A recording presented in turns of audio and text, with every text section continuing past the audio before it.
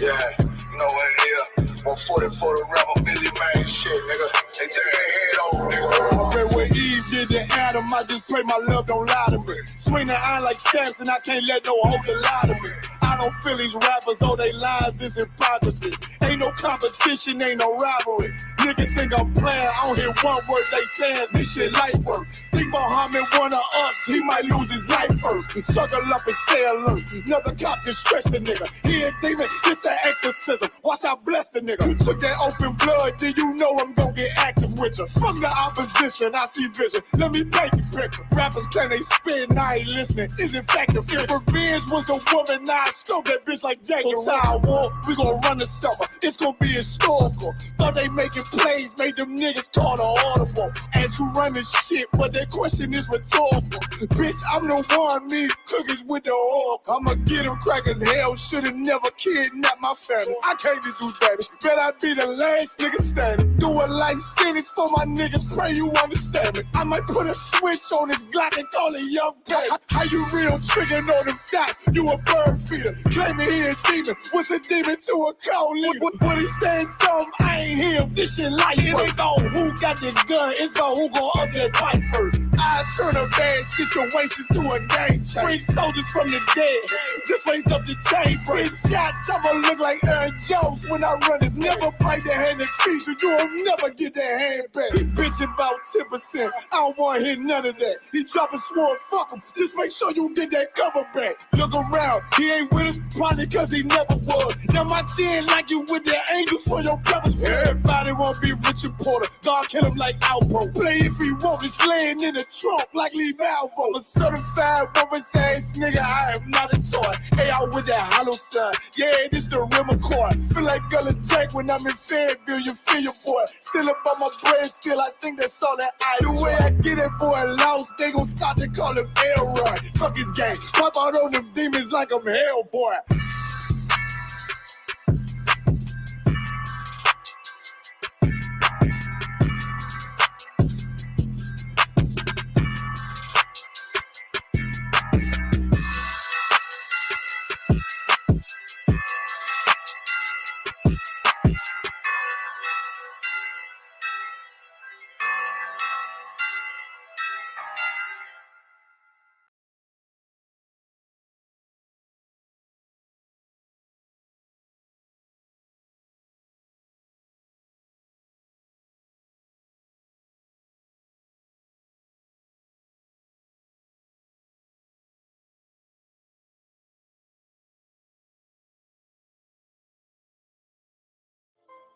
Trap exempt. Dear Lord, I hope you hear my prayers. Because we really, really need you down here. From all the pain that we're going through. We know that you're real, so can you fall through? Father, have mercy when we call on you.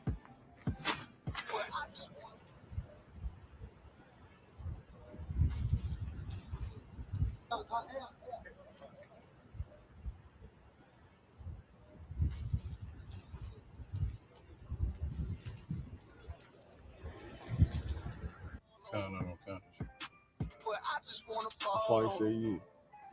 About 5 minutes. Waiting and to play with. I raise my children up to say the same shit. Dear Lord, I hope you hear my prayers. Because we really, really need you down here. From all the pain that we going through. We know that you're real, so can you fall through? Father, have mercy when we call on you. But I just wanna fall on you. To show the devils you ain't nothing to play with. I raise my children up to say the same shit.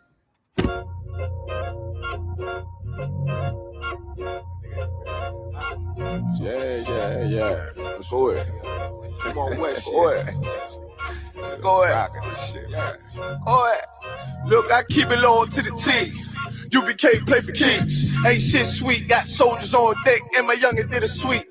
This a whole nother way. Tell him get the fuck off the beach. I'm in the field with the cleats. He ain't one of us here breach. Nigga, come through all black Gullah Jack, man. All them niggas gon' retreat. Come through all black Gullah Jack, man. All them niggas gon' retreat. I'm in the field with the cleats. He ain't one of us here breach. Come through all black Gullah Jack, man. All them niggas gon' retreat, man. This shit is too easy. I'm on go, but they don't believe me. You know I'm winning with the team. Screaming Vinny, Vinny, Vinny, VG. Hear them devils screaming out bloody murder. I'm about to close the curtain. Mama grind, bitch, and working. Sorry, all them lies, it ain't working. You niggas weak, cause they be churching. I'm a West nigga, that's for certain. If he cross the line, I'ma back up and I'ma hit his ass with this virus. And I come through 300 strong, 144 Leonidas. All my niggas, we eat. I'm in this bitch with the itis. Say, all y'all do the street. Tell y'all to do the street. The nigga made the wrong move, he make his ass out the league. He ain't one of us hit the league. He ain't one of us here preach. Come through all black gully jack, man. All them niggas go retreat. Go ahead. I keep it low to the T. UBK play for keeps. Ain't shit sweet. Got soldiers on deck, and my youngin' did a sweep. This a whole nother wave. Tell him get the fuck off the beach. I'm in the field with the cleats. Ain't one of us here breach. Nigga, come through all black gully jack, man. All them niggas go retreat. Come through all black gully jack, man. All them niggas go retreat. I'm in the field with the cleats. Ain't one of us here breach. Come through all black gully jack, man. All them niggas go retreat. You see this look that's on my face, bitch, I'm for real with it. I hit the streets, put on my cleats, was in the field with it. You soft as cotton, just an actor, Uncle Phil with it. And then my target's on the move, bitch, I can still hit it. Hey, I speak true cause it's necessary. Gullah Jack revolutionary. Cold on them like January. Commander General is a visionary. Soul food, no sweets. Your preacher man, he's sweet. Matter of fact, he weak. It's wartime for peace. Think you hard, nigga, you ain't. Fuck with us, nigga, you can't. You smart cars, we tanks. We form up in ranks. We buy the bag, this rap shit. All black, no bright shit. Real life, no cap, bitch. Fall on them, that's cap shit. I keep it low to the T. UBK play for keeps. Ain't shit sweet. Got soldiers on deck, and my youngin' did a sweep. This a whole nother wave. Tell them get the fuck off the beach. I'm in the field with the cleats. Ain't one of us here breach. Nigga, come through all black gully jack, man. All them niggas go retreat. Come through all black gully jack, man. All them niggas go retreat. I'm in the field with the cleats. Ain't one of us here breach. Come through all black gully jack, man. All them niggas go retreat. Go ahead.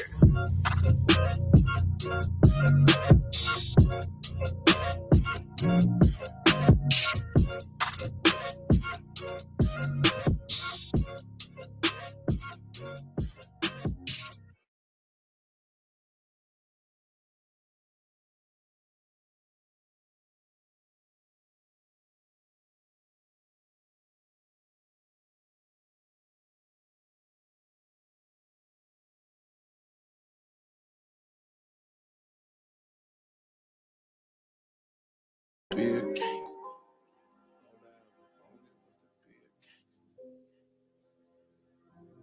Lord said, confession good for the soul. So right now, all I ever wanted was to be a gangster. Little did I know I was in danger. Decisions that I made provoked the Lord's anger. Prayed to him all the time, and I was just a stranger. All I ever wanted was to be a gangster. Little did I know I was in danger. Decisions that I made provoked the Lord's anger. Prayed to him all the time, and I was just a stranger. All I wanted was to be a gangster. And shot call to be known with them niggas letting shots off. Either that or the right hand to the top dog. Funny how we see vanity, not the lives lost. Can't be focused on the life that's hopeless. Out there pumping, not knowing the Lord to kill you for that hocus pocus. Used to roll with niggas that cooked up with weaponry. Same ones claim they love you. I had your life in jeopardy. And I know my mother wants success for me. But that G should take a girl straight to ecstasy. Remember running with bruh. Even though we did the wrong thing, my life would've been a lot different if I fell up under Rob's wing. Was too sincere for a wicked game. Shame the Lord's name. Now we afflicted with pain. All I ever wanted was to be respected by stand-up niggas. Not knowing that them handcuffs cut.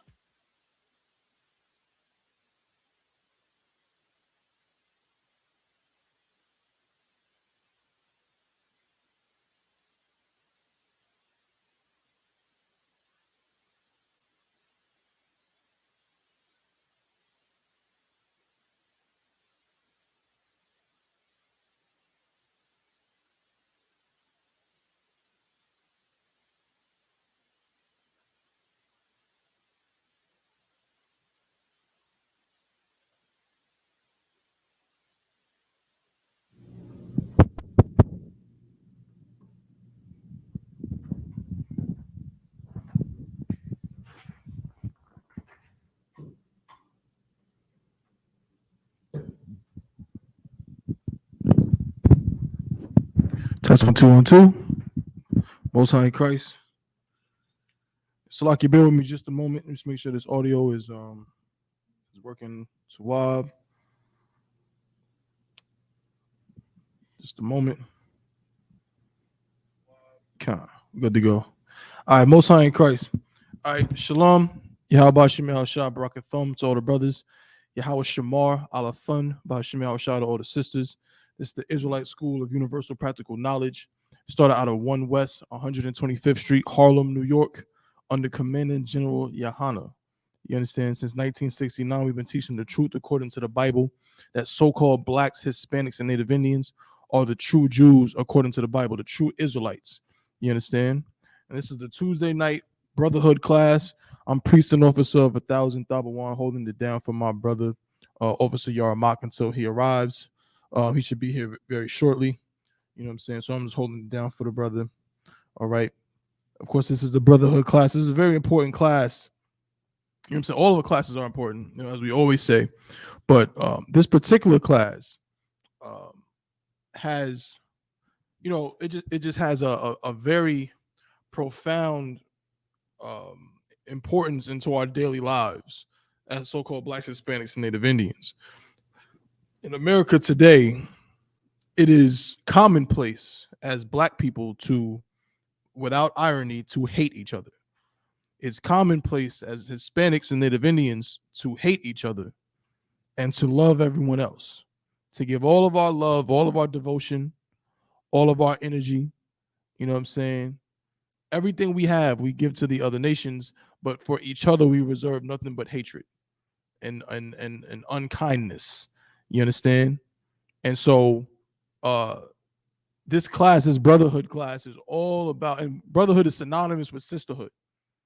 This class is all about reminding our people how not only is it just, important, it is absolutely godly to love blacks, Hispanics, and Native Indians. You understand? To be kind to another black man, Hispanic or Native Indian man or woman, just because they're black, Hispanic, or Native Indian, that right there is a holy thing. What does the word holy mean?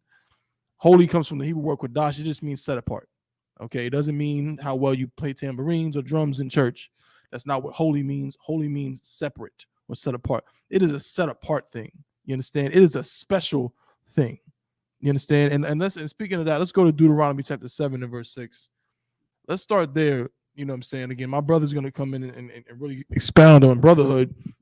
But before we do that, I want to talk about I want to show why it's so important to love, like, to blacks, Hispanics, and Native Indians, man, when it comes to the Most High. So we're gonna go to the book of Deuteronomy, chapter 7, verse 6. Since you got a Most High in Christ, sister came prepared, the water. All right.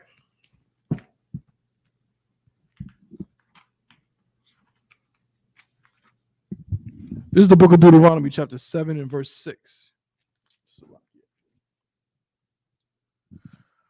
For thou art an holy people unto the Lord thy God. So again, what does that mean? What does it mean to be a holy people? Again, because everybody has that word holy in their mind means something totally different. So what does holy mean contextually here? What does it mean to be a holy people? How can you be a holy people? Right? Can everybody be a holy people? Is this talking about everybody? Is this talking about every single human being on earth is a holy people? Or is it specific? You understand? That's what we got to figure out.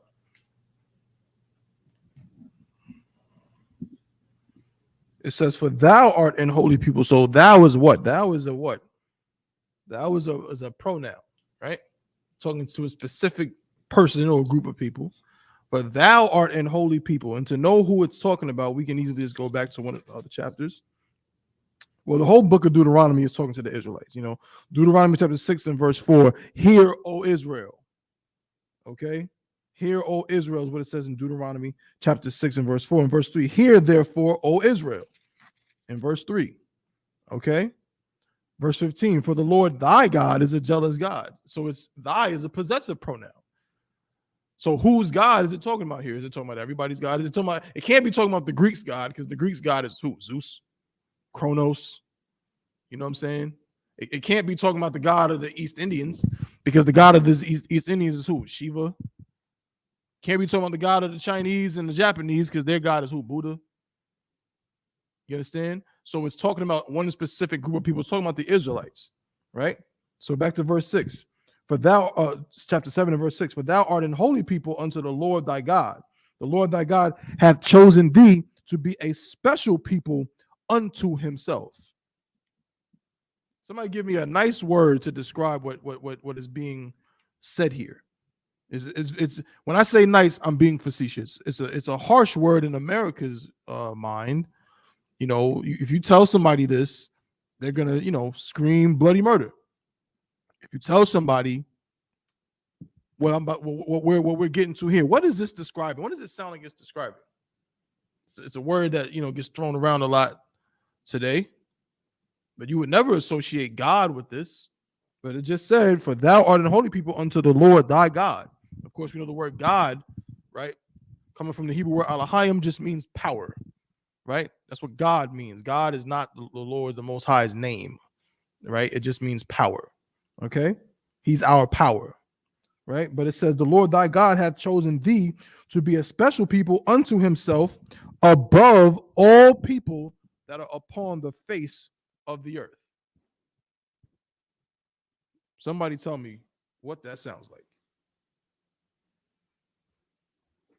What is that? What's being said here? For time's sake, I might have to give it to you. I don't think anybody commented online. That's no sweat. But you know what it sounds like? It sounds like somebody's racist. That's what it sounds like. It sounds like God is describing Himself as what would be called today a racist. Is it not? Let's look at the definition of racist. Let's see. Maybe I'm just, up here just talking crazy.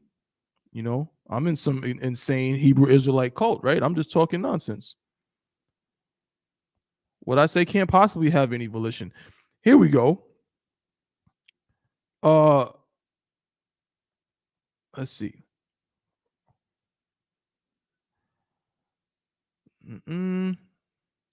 Having, reflecting, or fostering the belief that race is a fundamental determinant of human traits and capacities, and that racial differences produce an inherent superiority of a particular race. Right?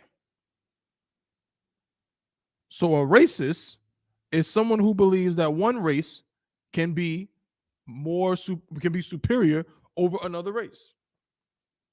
But God said, "For thou art an holy people unto the Lord thy God. The Lord thy God hath chosen thee to be a special people unto Himself, above all people that are upon the face of the earth."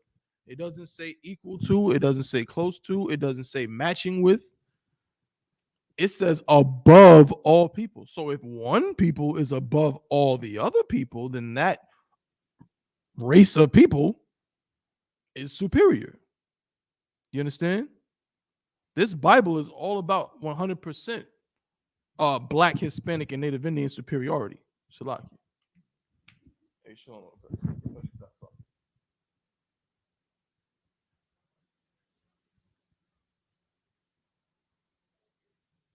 I emailed. No. I sent you an email.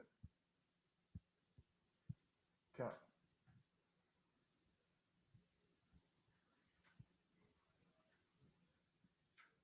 The Maya Sean with the messed up the howler. Okay. And when you pop up, I'll let you in. I'm gonna hold it down until your mom get back. That's why you just read for me. Okay. Shalom, Chris. You understand? Above all people that are upon the face of the earth.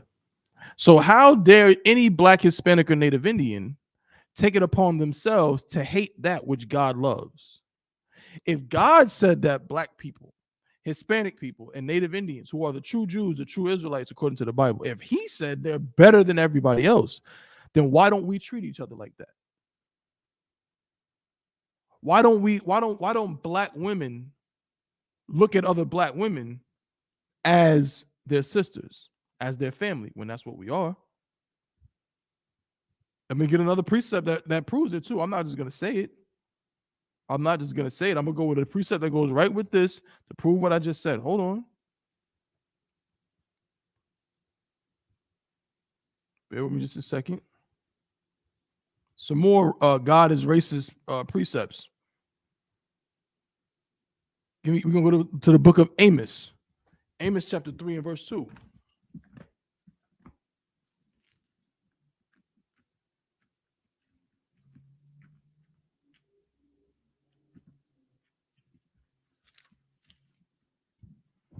This is the book of Amos, chapter 3 and verse 2. You own, I'm gonna start at verse 1. I'm gonna start at verse 1. So again, they can't say that I'm not telling the truth about who the scripture is talking about. Right? The book of Amos, chapter 3 and verse 1. Hear this word that the Lord has spoken against you, O children of Israel. So who's God talking to? Talking to the children of Israel, right? He said it. He said, this is what I'm saying to you, O children of Israel, against the whole family, which I brought up from the land of Egypt. So all the people he brought up out of Egypt, all those Israelites are a family. Now let's read verse 2. You only have I known of all the families of the earth. I mean, does it get any more plain than that? You only have I known of all the families. So when someone comes to me and tells me, "Oh, I'm preaching hate, and and God loves everybody," I simply say, "Well, where'd you read that? Where does the Bible say that?" Hold on one second. What's going on?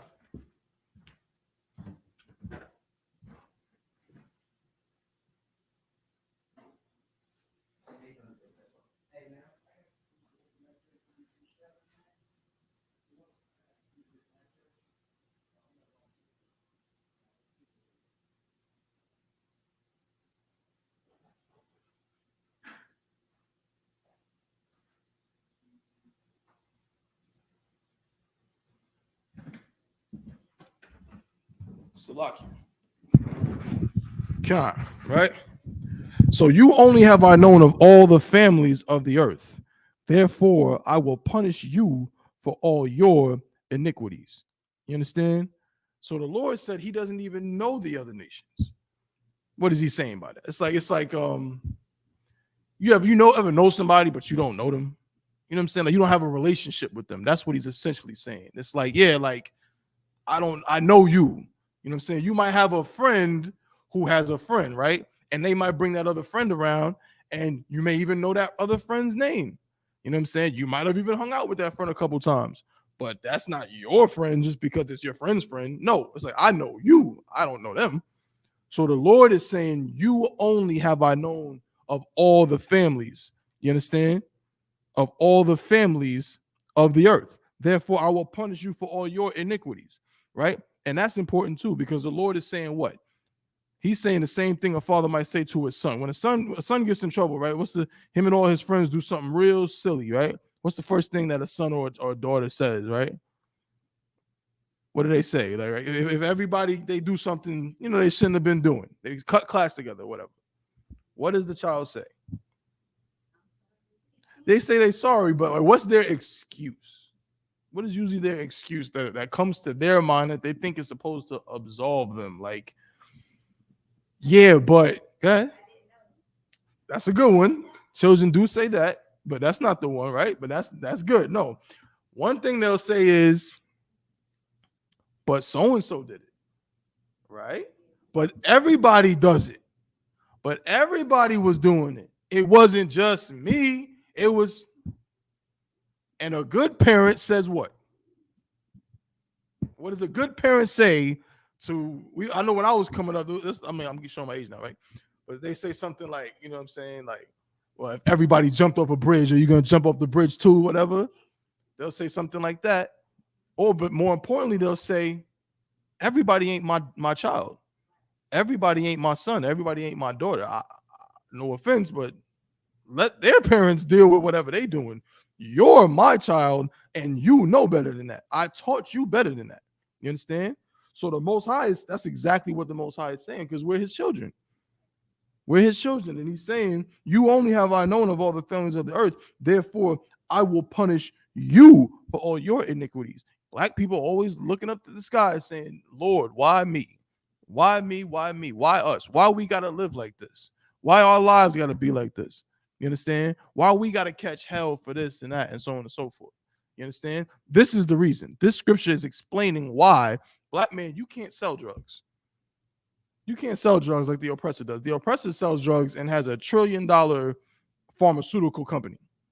You understand? Even though people dying every day from popping their disgusting pills, but he can get away with that. The oppressor can be gay. You understand? I mean, I wouldn't advise it right now with monkeypox running rampant all throughout the earth. I wouldn't advise that to anybody. But he goes and does that. But does he lead in new cases of AIDS and HIV? No. Black people do. Oppressor, the so-called white women, they go in there, lesbians and things like that. Do they get the same effect as black women when black women go and live that lifestyle? Nope. Whenever we sin against the Most High, we are going to get punished for it.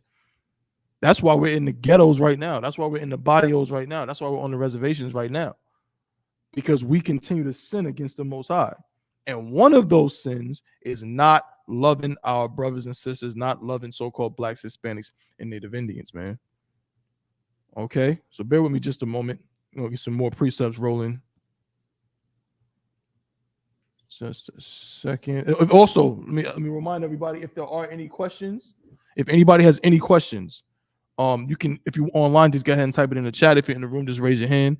You know what I'm saying? And I'll if I can answer your question, that's exactly what I'll do. You know what I'm saying? If not, you know what I'm saying, we'll just write it down. You know what I'm saying? I'll have another priest come back and answer it maybe in another class, or we'll answer it next week. You know what I'm saying?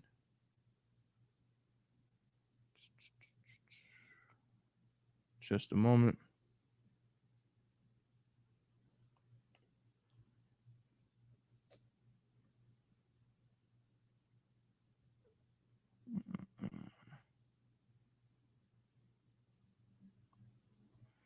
No sweat. No, that's not the one I wanted.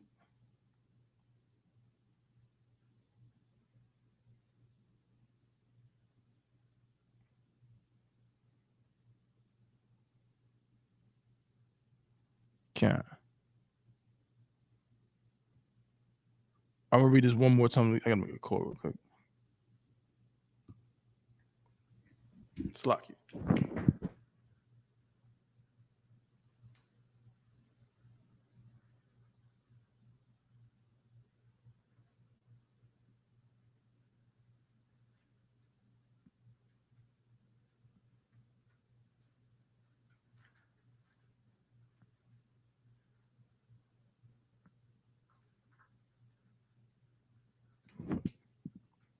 Can't.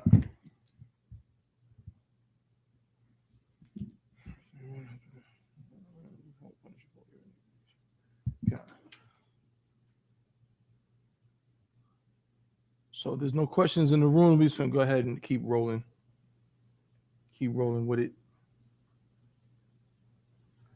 Let's go to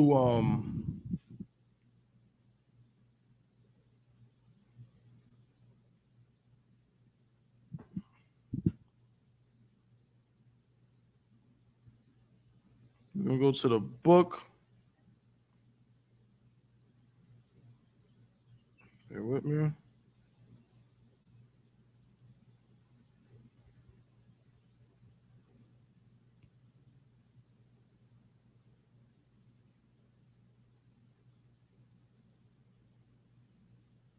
That's not the one. That's the hate scripture.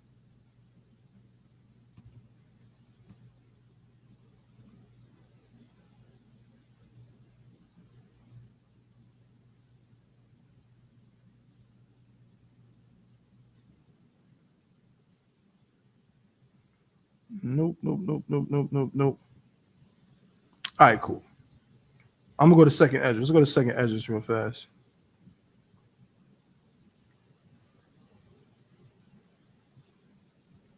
Oh no, first go to Psalm 147, Salakia. Psalm 147 first. And go to Psalm 147 and verse 19. Right? And there's another precept that I want, and I'm gonna get it in just a moment, right? I'm gonna get that precept in just a moment, but this is another one to show that the Most High, who he deals with. This is the book of Psalm, chapter 147 and verse 19. He showeth his word unto Jacob, his statutes and his judgments unto Israel, right? So that's who he showed his word to. He showed his word unto Jacob. Who is Jacob?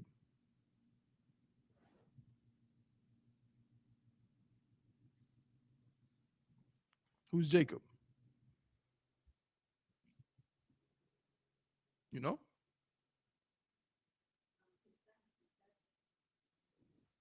His servant for sure, Khan. That's correct, but contextually, right? So, well, Jacob here, when he says Jacob here, he's talking about the 12 tribes of Israel, because Jacob is the progenitor or the father of the 12 tribes of Israel. So we know that Israel comes from Abraham, Isaac, and Jacob, right? Jacob was the son of Isaac, and Jacob had 12 sons who all became, the progenitors of the 12 tribes of Israel, right? So when it says he showed his word unto Jacob, his statutes and his judgments unto Israel, right? Verse 20, he hath not dealt so with any nation, right? What does that mean? He hath not dealt so with any nation. And as for his judgments, they have not known them. Praise ye the Most High. You understand? He hath not dealt so with any nation. So he showed his word unto Jacob. What's his word? His Bible, right? He showed this. What's in this Bible? The laws, statutes, and commandments. He gave everything, right? There's another scripture in Romans, where it says, to whom pertaineth the adoption, right? And the giving of the law, right? The Most High gave the law to the Israelites. He gave everything to the Israelites. What's going on, bro? He gave the law to the Israelites. He gave his word to the Israelites. He gave the commandments to the Israelites. You understand? He gave the promises to the Israelites. That's who he gave it to. We're going to get that in a second as well. Might as well, right? But it says he hath not dealt so with any nation. And as for his judgments, they have not known them. That's the same thing that we just read in the previous verse. That's the same thing we read in the previous verse, right? Where it says, I'm paraphrasing, where it says, therefore I will judge you. You know what I'm saying? You only have I known of all the families of the earth. Therefore I will judge you for your iniquities. The Most High not dealing with nobody else. He not dealing with no other nation on the face of the earth. He ain't dealing with the Chinese man. He ain't dealing with the Japanese man, the East Indian man. He ain't dealing with the Hawaiian man. He ain't dealing with the white man. He ain't dealing with none of them. He ain't dealing with the African man.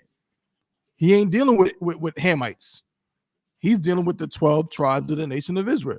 You understand? He hath not dealt so with any nation, and as for his judgments, they have not known them. That's why it seems like they can run rampant and run free. That's why it seems like no matter how much we do that's right, nothing goes right for us. Black people have been asking the same questions about how do we prosper? How do black people grow and build? We've been asking that same question for 200 years. We've been asking that question, well, not 200 years, really. Slavery ended so-called in 1865. You know what I'm saying? It'll be almost 200 years, right? But 160 years later, we still asking, how do we prosper in this place? And every time we think that we're getting somewhere, it's just proving that we're not going nowhere, man. We still the number one in unemployment. We still the number one in the new cases of AIDS and HIV. We still die from hypertension more than anybody else. We still die from diabetes more than anybody else. We still lead in incarceration, black men and black women. Female jails are, female prisons are filled with black and Hispanic women. Male prisons are filled with black and Hispanic men. You can look up the numbers. It's not even close. It's not even close. Right now, you got a bunch of people who's getting released from prison based on, new DNA evidence, things like that, right? Some cat got accused of some rape back in 1978, and they, they do a DNA testing or whatever, come to find out this brother didn't even do it. Well, if you look at the numbers, it proves that most of the people who are being released on those charges that were fake in the first place, meaning they were innocent, are what? Are black males. So it is like you can look up documented evidence. It's not made up. It's not my words. You can look up recorded, documented evidence from colleges, from law schools, and lawyers that will show, and records that will show that black men are literally, are literally falsely incarcerated more than any other race of people in America. That's just a fact. You understand? And what does that come from? That comes from the fact, you understand, that comes from the fact that we are, you know what I'm saying, we're the people that God deals with. All these curses, that's what it says in Deuteronomy, all these curses will come upon you. You understand? And that's what's going to, just let me know when you're ready. That's what it says in the Bible. All these curses will come upon you, and they're still coming upon us right now. So what do we have to do? How do we stop that? How do we change the tide? What do we have to do? What is the thing that we need to do, you understand, to turn it all around? Because, you know, I'm not just going to sit up here and give you bad news all day. You know what I'm saying? I'm not going to do that. Let's get some good news. And let's see what we have to do to change it. Let's go to the book of Micah, chapter 2 and verse 10.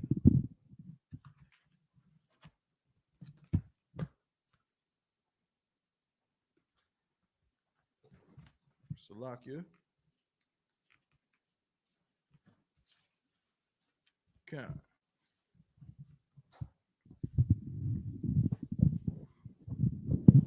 This is the book of Micah, chapter 2 and verse 10. Arise ye and depart, for this is not your rest. That's what we have to do. As Blacks, Hispanics, and Native Indians, in order for us to prosper, we have to do what? We can't try to join America more. That's what we think we got to do. We got to join America more, love America more, fight for America more, work for America more. That's not what it is. In order for us to prosper, we have to arise and depart from America. Does that mean you have to get on a plane and fly to Israel where there's dirty water in the Jordan? No. It just means you have to take what? Take your spirit out of America. That's what we continue. When we sell drugs to other black men, that's the spirit of America. When we kill other black and Hispanic men and women, that's the spirit of America. When we rape, you know what I'm saying, and rob our people, molest children, that's the spirit of America. That's what they do. You understand? And if we want to prosper, we have to arise and depart. Salaki, one last piece. Where am I at? Khan. For this is not your rest, because it is polluted.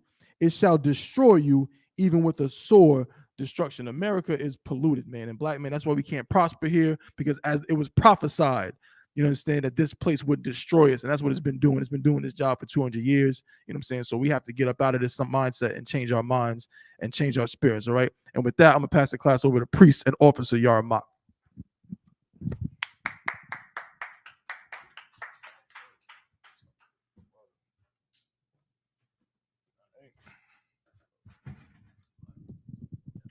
You said what? What's that?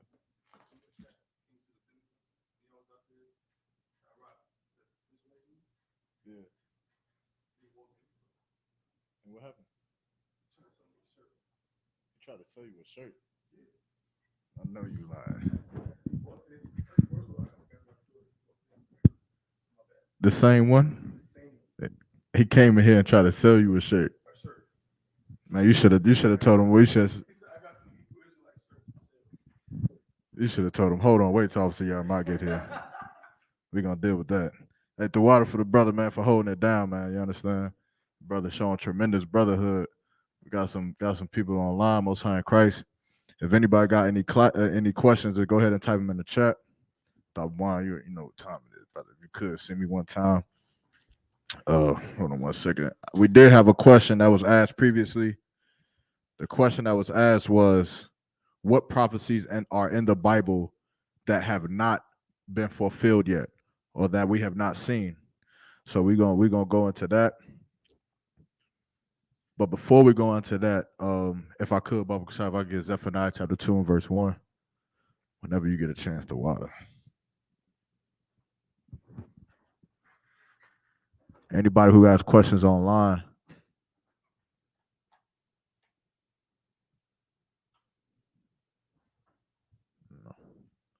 Get ready to type your questions in the chat.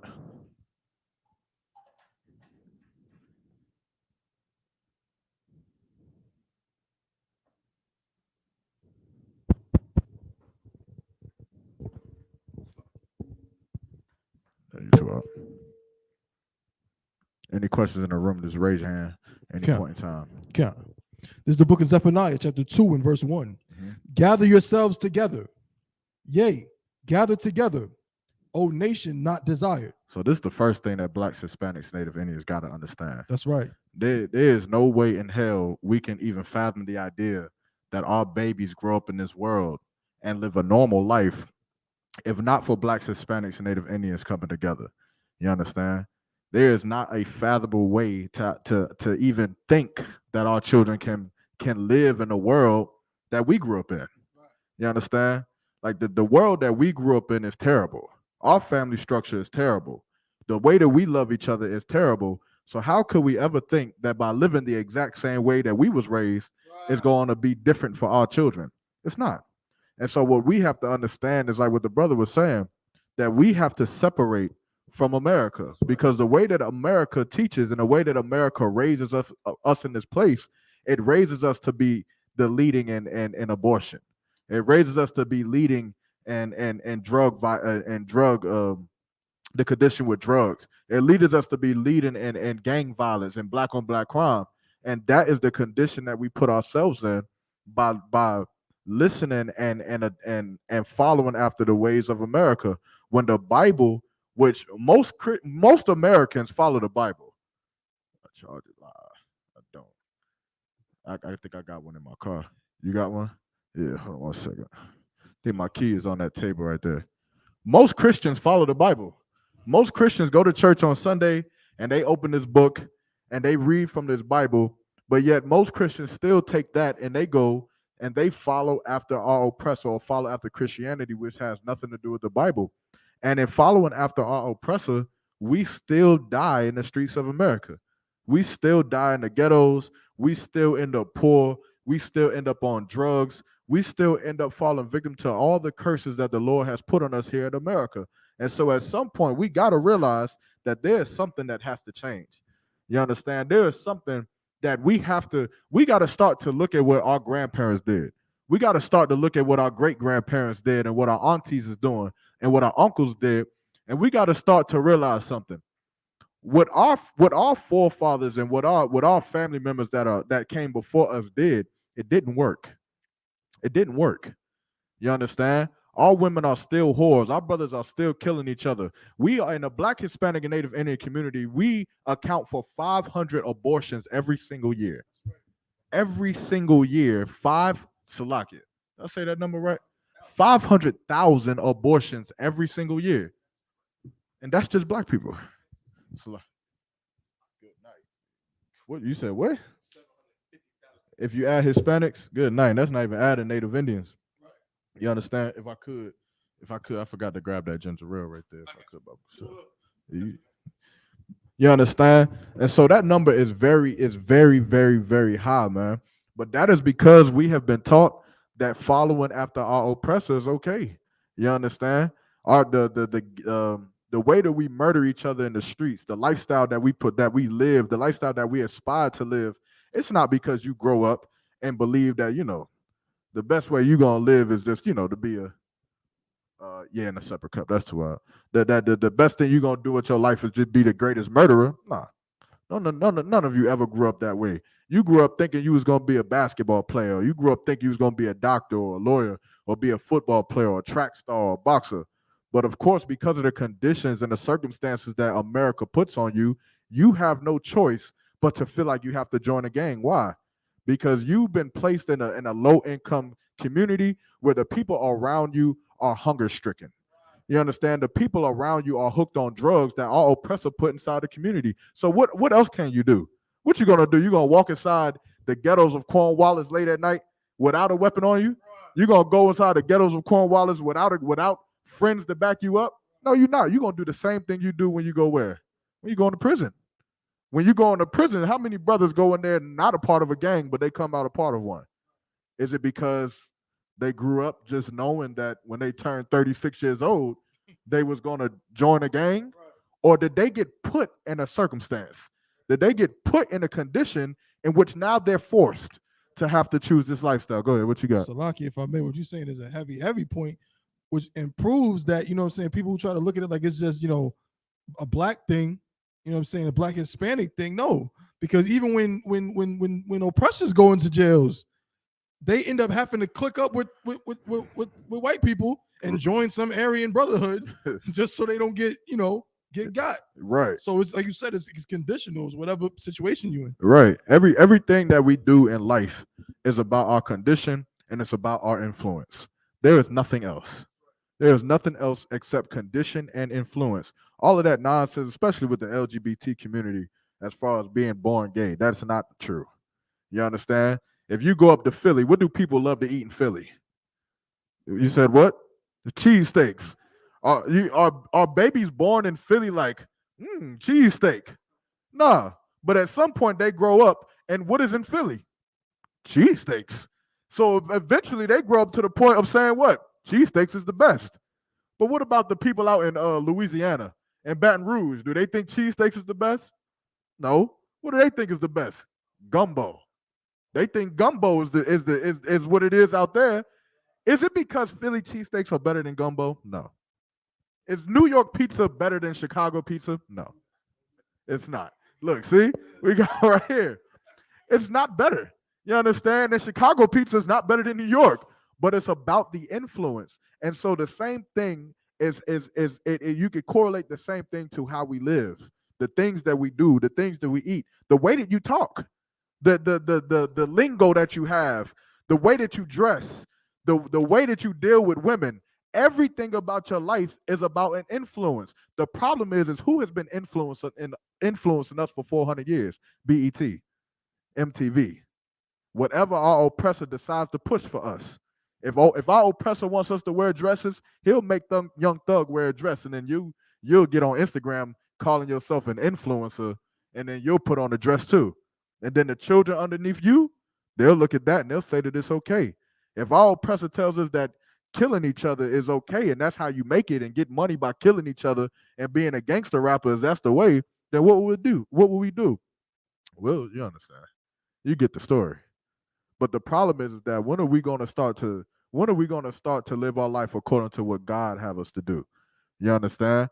Not according to what Christianity have us to do, because Christianity will turn a lot of strong men away from the Bible.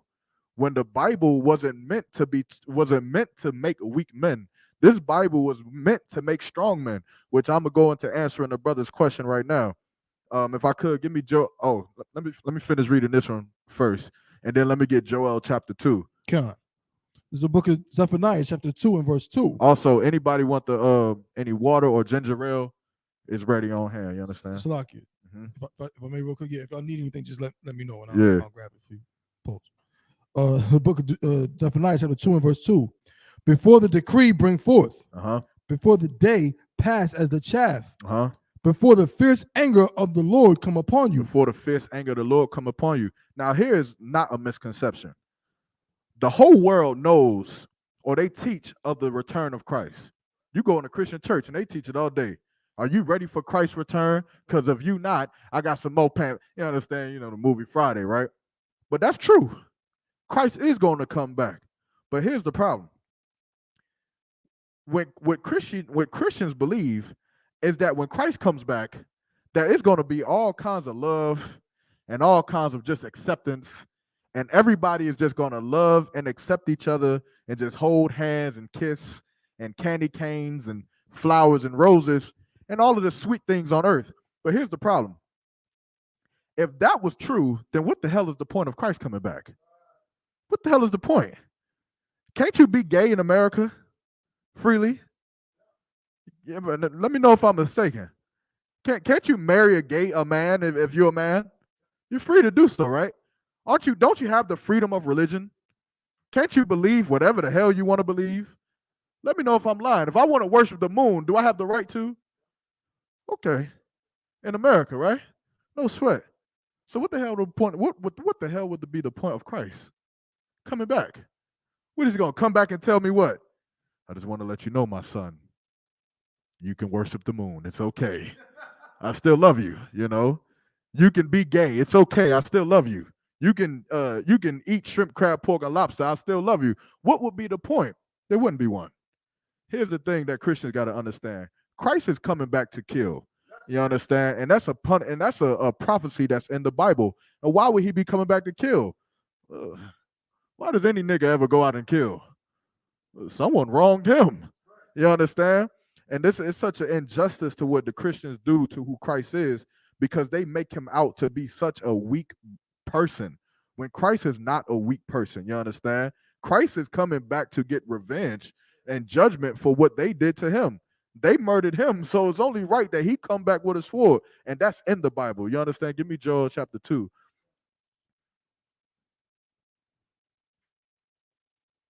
One second. I see your question online. We get to that after this one. Just hang tight. Again, if anybody got any questions in the room, just type it in the chat. I mean, like, raise your hand. Joel chapter 2. Let's start at verse 7. This to answer the brother's question. He asked about a prophecy that's in the Bible that is going to happen that has not happened. What we're reading right now in the book of Joel chapter 2 is of course written by the prophet Joel. This has not happened. You understand? This biblical record is not something that has happened yet. A record in the Bible that has happened would be Deuteronomy or the book of Exodus, right? Deuteronomy chapter 28 and 68 says that the Israelites would go into slavery by the way of ships and cargo slave ships. That is a prophecy that has happened. We have went into slavery with cargo slave ships. This is a prophecy that has not happened, but will happen. Read what you got. This is the book of Joel, chapter 2 and verse 7. They shall run like mighty men. They shall, hold on, go back. Sure. Give me to let me see, what verse 4? Here you go. Hold on, let me get that myself. Salakia.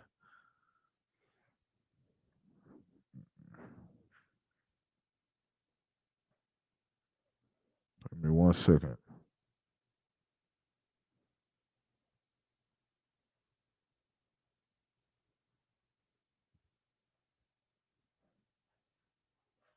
Hey, shalom, sis. What's I encourage? Let me get to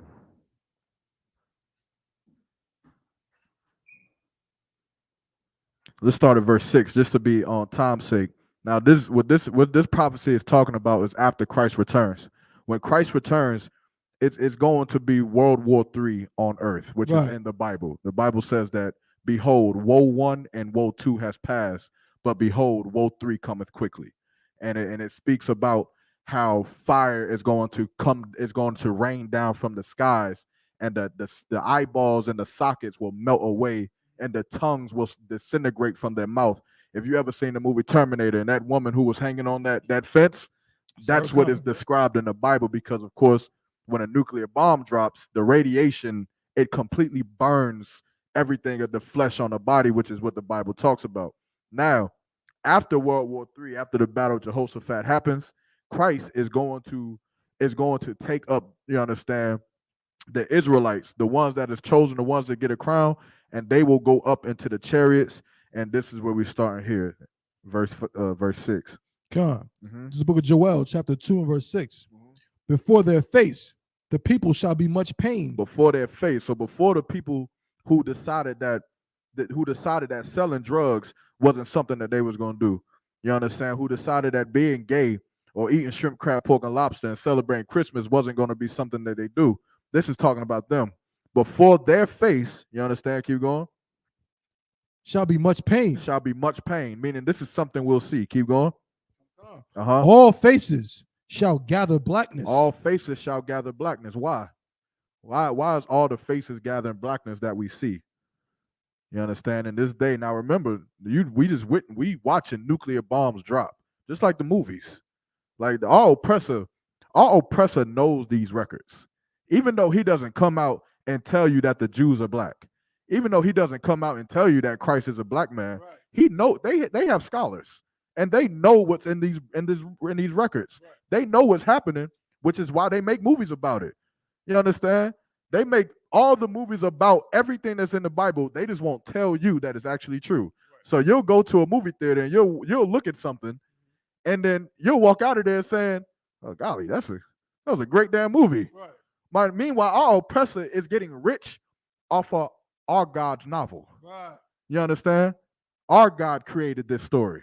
But our oppressor will take the story, get rich off of you, and then have you believe that it's just a true story. Right. When really it's something that's going to happen, and they know it's going to happen. You understand? How do you know? Donald Trump just spent how much money on the space fleet force? Trillions? Why he build a space fleet?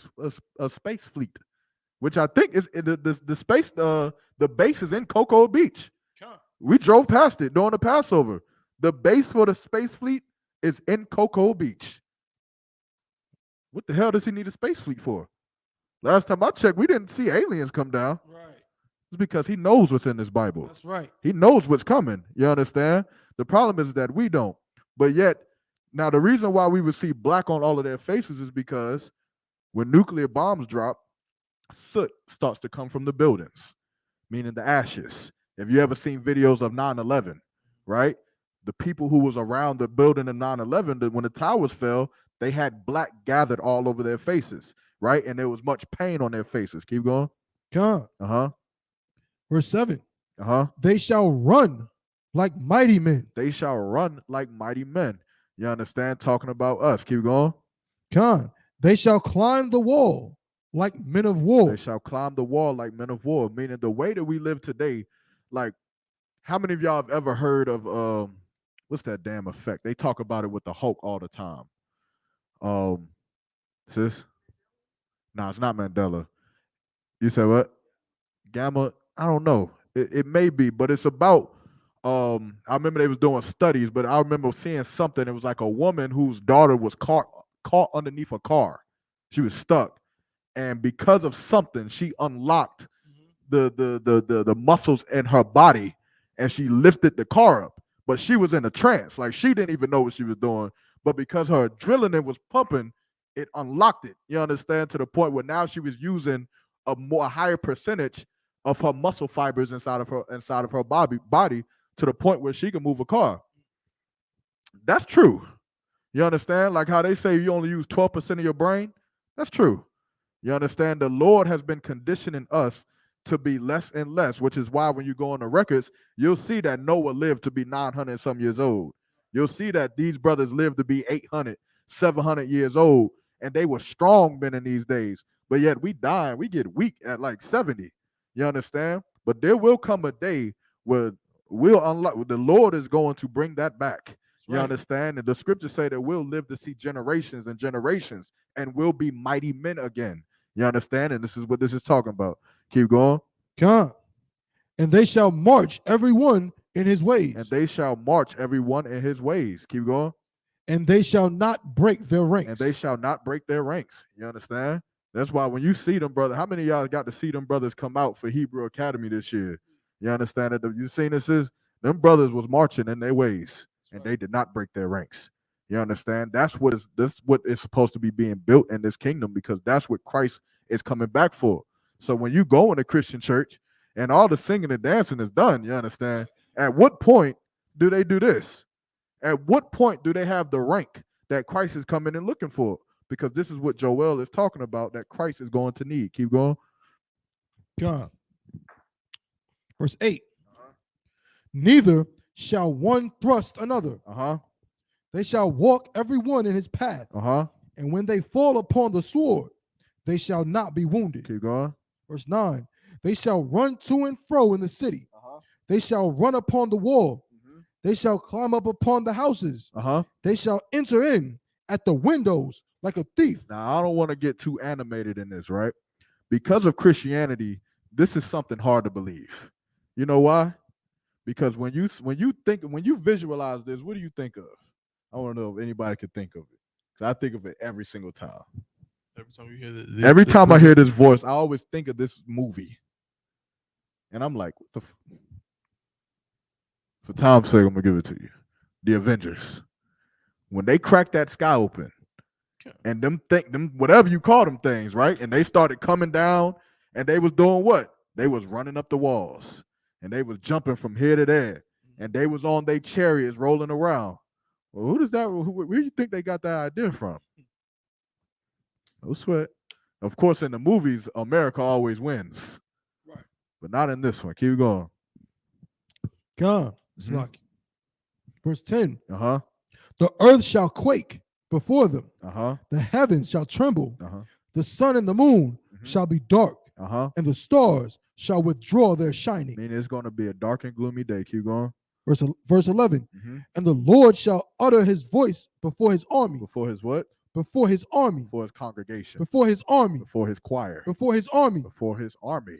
You understand? So the next time they say, man, what y'all be talking about in that school, man, it's true, man, but y'all just too damn militant. What does the Bible say? And the Lord shall utter his voice before his army. Before his army. Keep going. For his camp is very great. For his camp is very great. You understand? The ISUPK's camp is very great. Right. You understand? And our army is mighty. Keep going. For he is strong that executeth his word. For the day of the Lord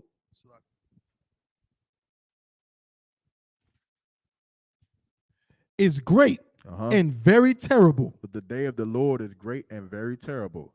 This is something that Christians ask for, but they don't know what they asking for. That's right. You understand? Like the Bible say this, I'm paraphrasing.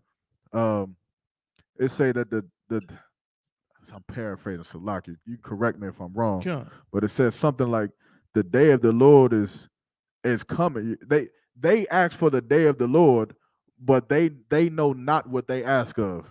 You understand? Meaning, what is it? When does Christ return? What does that mean for you? Right. You understand? Because it's not going to be a good day. You got it? It's not going to be a good day when Christ returns, regardless of what your Christian pastor teach you, man. Because there's a disorder on this earth. We got children dying in Uvalde, Texas, in elementary school. Our children can't even go to elementary school without losing their life. And you think Christ is going to come back and do what? Kiss? You think he's going to come back and hug everybody? It's all pressure is running into Buffalo, New York grocery stores and murdering our people and putting reparations on the side of the gun. What is Christ supposed to do? Just come back and just say, love him too? No. You understand? Christ is going to come back to bring salvation for his people. Salvation is something that is people need salvation. It means they need to be saved, man. You understand? And blacks, Hispanics, and Native Indians need to be saved. That's right. Our relationships need to be saved. Our lives need to be saved because we can't even live here in America. That's you right. got it? God. This is the book of Amos, chapter 5 and verse 18. Woe unto you that desire the day of the Lord. It says, woe unto you. Come on now, be real. How many of you have heard of a Christian talking about the day of Christ? Christ's return. God coming back. The Bible, and woe means great destruction. Read it one more time, Bible Kusha. God. Woe unto you that desire the day of the Lord. Woe unto you that desire that. So the next time you hear that pastor or that grandmama or that aunt say, I can't wait for Jesus to return, you pull this. You understand? Woe unto you. Keep going. God. To what end is it for you? To what does it mean for you? How much pork have you eaten? That's right. You understand? Christ died so that you had a chance to not eat pork. Christ died so that you had a chance to not be a drug dealer. He died so that you had a chance to not sin against the Lord. But yet you still turn around and you say that because of his death, now we can sin. What sense does that make? Seriously, that's a question I've been asking since I've been in the truth. What sense would it make if we were sinning against the Lord? We partying, having all kinds of fun, all kinds of sex, just doing whatever the hell we want to do, to the point where the Lord is fed up with the children of Israel that he sends Christ to, for one, go and teach us, which is the first off-the-wall nonsense that Christians teach. Because what the hell was Christ teaching? He taught the law. He taught them what to do and what not to do. Otherwise, it ain't no need for no teacher. Otherwise, you just let people do whatever the hell they want to do. You understand? And then secondly, Christ died. He gave his life because of the things that we was doing. And now if a brother dies because of something you're doing, then what sense does it make for you to turn around and do the same damn thing? If you got a friend and you were outstanding, brother. You in school, about to go to college, doing your thing, but you got a friend, right? And he a rapper, and you believe in this brother, and he got talent. You think he gonna make it to the top, but one day you chilling on the block with your friend, and he's selling dope, and you telling him, man, like, man, why don't you just focus, man? Focus on music. Do what you don't need to be doing this. He like, man. And then one day he get arrested. You understand? The police come knocking in the door. And as the friend who's good, the good friend, you take the drugs and the gun. You say, give it to me. Put it in my pocket. Put it in my bag. You understand? And he looking at you looking at him. You say, now, and you tell him when I go down for this, you better stop doing what you're doing. You better make it in music. You better be the biggest goddamn hip-hop artist that the world has ever seen. How would you feel that after you done got sentenced to 12 years in prison for intent to distribute and move, and now you in prison, and you looking on the news, and then now you see that your same homeboy just got arrested for holding drugs? How would you feel? You gonna come back home and do what? You gonna give kisses? You gonna give candy canes out? Or you gonna come home and you gonna bring some correction? You understand? Well, that's the way that Christ feel, man. Because he didn't die for us to continue dying doing the same things that we was doing. He didn't die for us to continue dying because we selling drugs on the corner. He ain't died for us to continue murdering our babies, man. You understand? He died so that our babies could live. He died so that we could have a chance to change the things that we was doing so that we could live as a nation of people. Otherwise, it ain't no point for us to be here. And that's a question that I ask Christians all the time. I never get an answer. Never get an answer because there isn't one. You understand? And that's why Christ has to come back.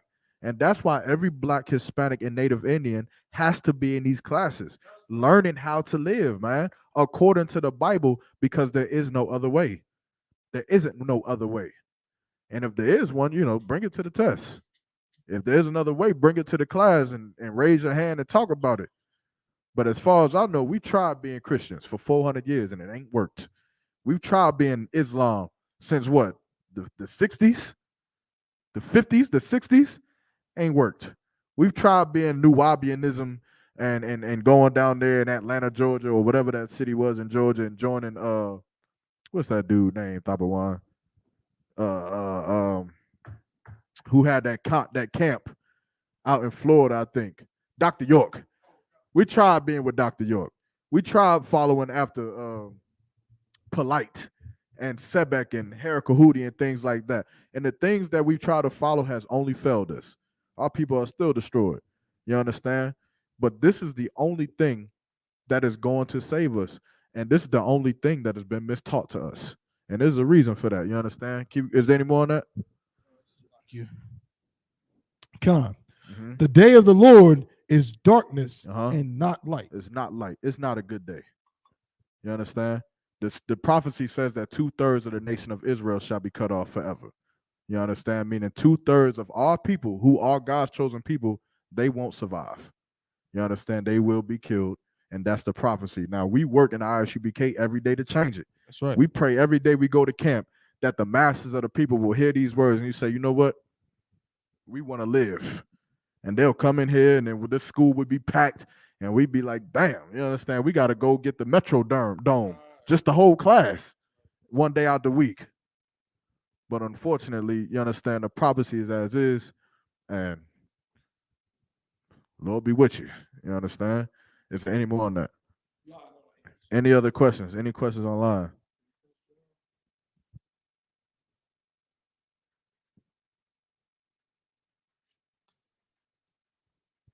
No questions online at the moment. No question.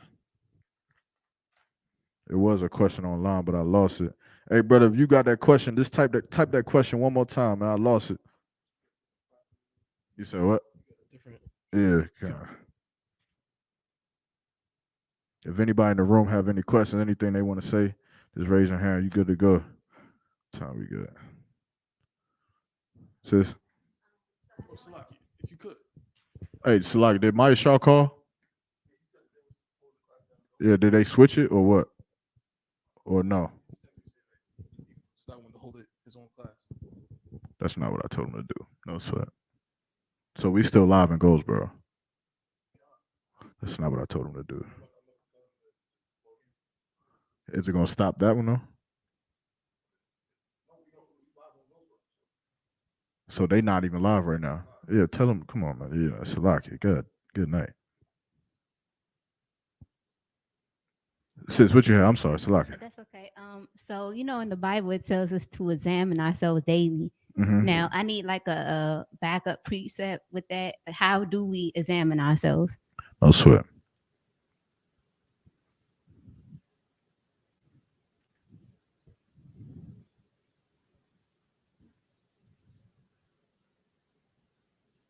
And your question specifically is one more time. You say your question specifically is how do you examine yourself?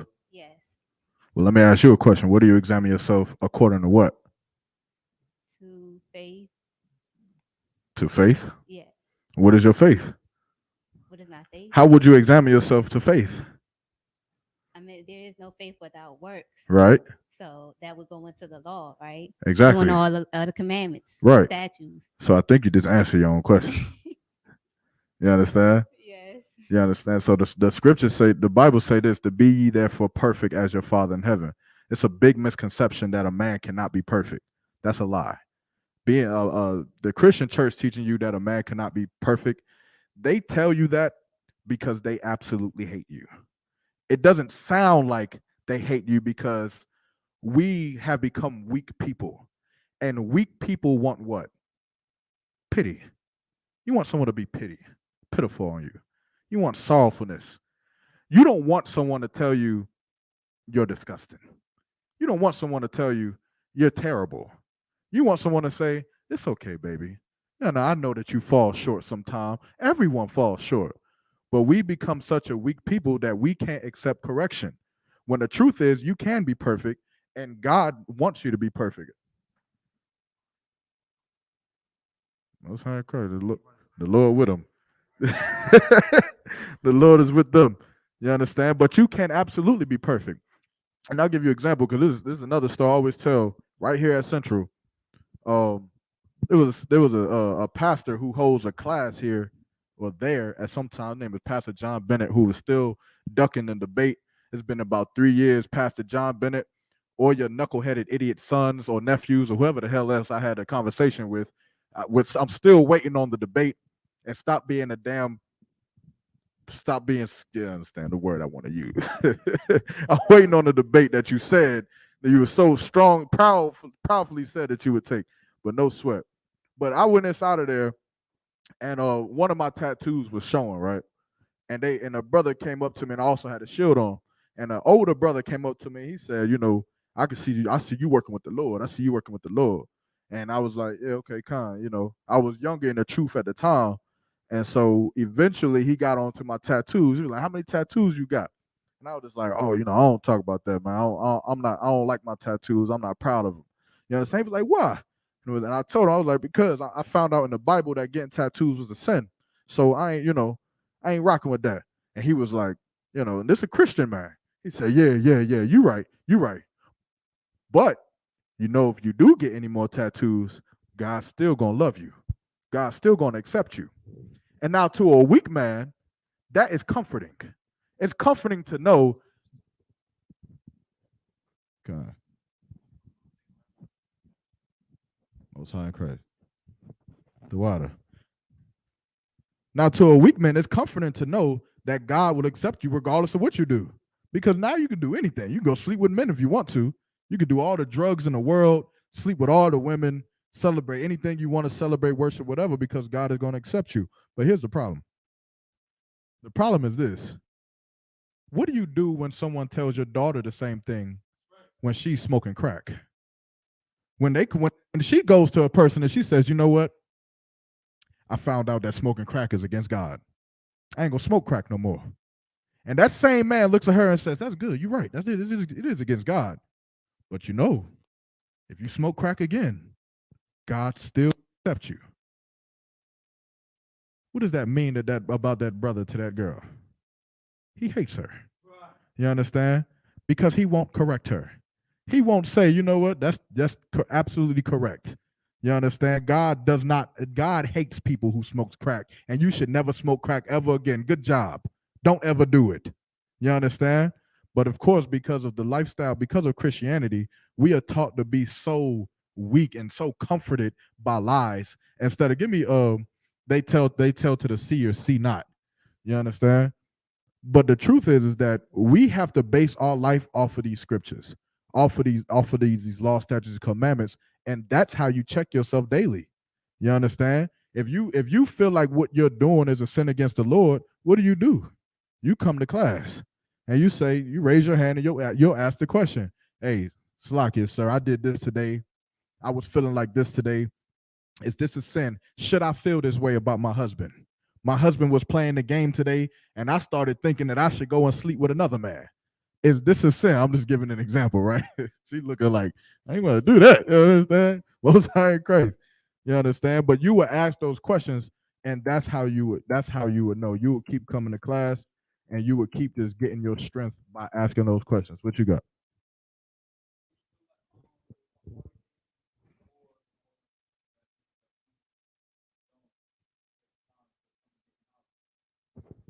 All right, no sweat. That's an easy question. You said what? Yeah, I know. That's why I'm gonna go to that same scripture.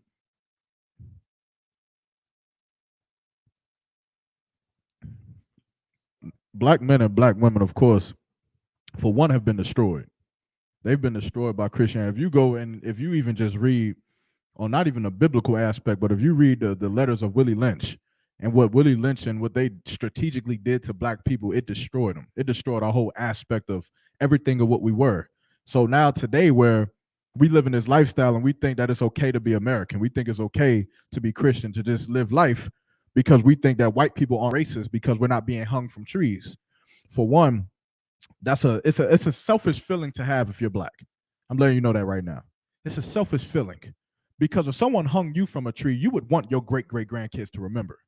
You would want them to remember the pain that you went through, the suffering that you went through, and you would at least want your generations of children after you to receive some payment before they even thought to sit at the table with the people that hung you. But yet we've received nothing, and even worse than that, we ain't even received the things that they promised us. We ain't even get the 40 acres and a mule, and yet we still forget our great great grandparents. My grandma to this day tells me stories about how she couldn't even ride on the school bus. She had to walk, and they spat on her and threw rocks at her. You understand? Just for her to go get an education. What I'm supposed to do? Turn around and love them?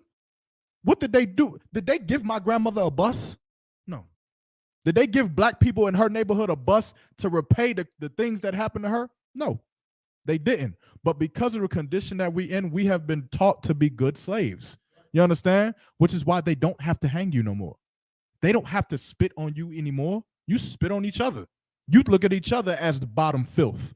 You kill each other. So why do they have to kill the coup? If I'm not mistaken, what they call them, what they call them? I forgot. I had all the ranking system of the Ku Klux Klan down. It's like the Grandmaster, it's like the Grand Wizard, then it's like the Grand Dragon, then it's like the four. It's something weird. It's like animals, right? It's a bunch of animals that they call themselves. But they would tell you. They tell you that we don't gotta kill niggas no more. They kill them, they kill each other. You understand? Because we've destroyed ourselves, and in destroying ourselves, we destroy our want to even save our condition. And so black people don't want knowledge because black people don't want to change the condition they're in. We don't care. We live in the situations that we live in, and we don't care that we live in the ghetto. We don't care that we murder each other. We don't care that our relationships don't work. You know what we do? Your husband, you not fond of your husband, you know what you do? You just go find another one. You're not fond of that woman that you with, you know what you do? You just go find another one. Ain't no sweat. You throw her to the side and you go get another one because we don't care. You understand? And that is what a broken people have become. You understand? Read what you got and then get me, have we become a homeborn slave?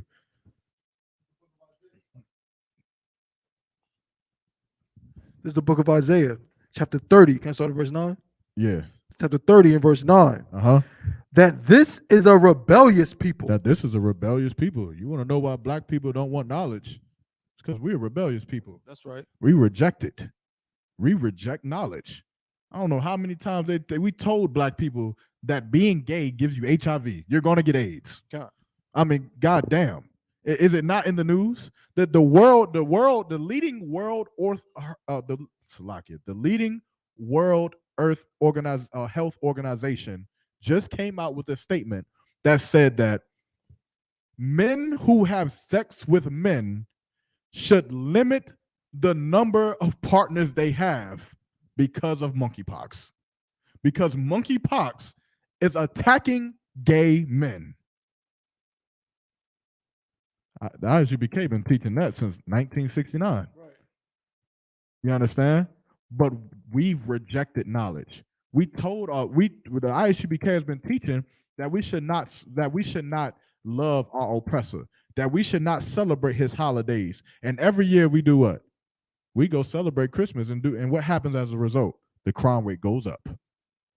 It's not a secret. It's known. You know that this year in 2022, black people are going to die as a response to celebrating Christmas. It's not a secret. They're going to go out and rob and murder and do criminal activity so that they can make money, so that they can make some spoiled brat happy on Christmas. When it's not a holiday for us to be celebrating, and it's designed for us to die and make our oppressor rich. They're going to get rich in Beverly Hills while you go and storm stores and fight with each other and murder each other in a parking lot so that they can become rich. But of course, we don't want the knowledge. We don't want the change. Keep going. That this is a rebellious people. Mm-hmm. Lying children. Lying children. You lie to yourself. Keep going. Children that will not hear the law of the Lord. You won't hear it. Look at the seats. Look at the classroom.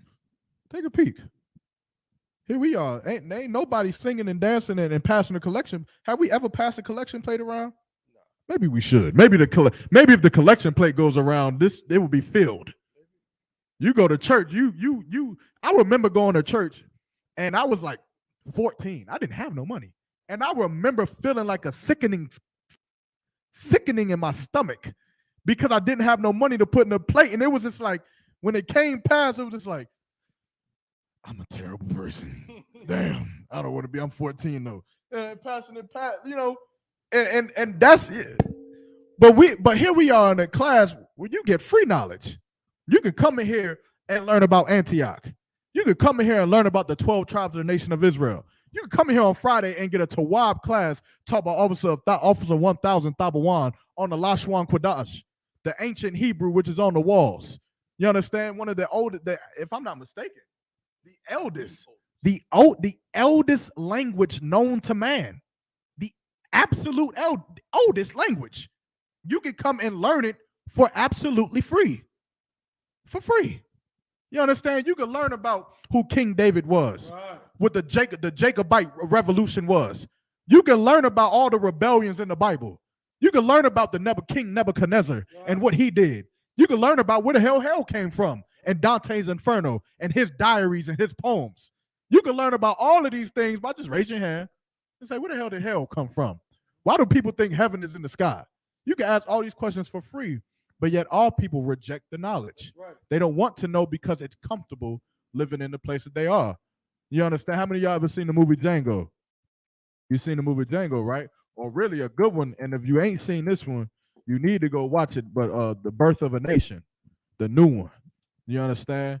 That's that boy right at the end who turned on that Turner. That's your Christian today. That's it. The only difference between then and now is that the majority of them was against Christianity, which is why when that Turner was reading the Bible, he started reading that the scriptures that they were teaching him to read, it won't matching up.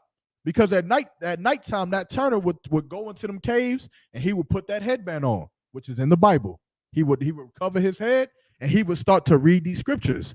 And him and a few other men, and they started to realize that God's chosen people were black and that the devil was the oppressor that had them as slaves. They read Deuteronomy chapter 28 and verse 68. That's right. And they seen that their people was taken into slavery, mass cargo slave ship, which is why Nat Turner did what he did.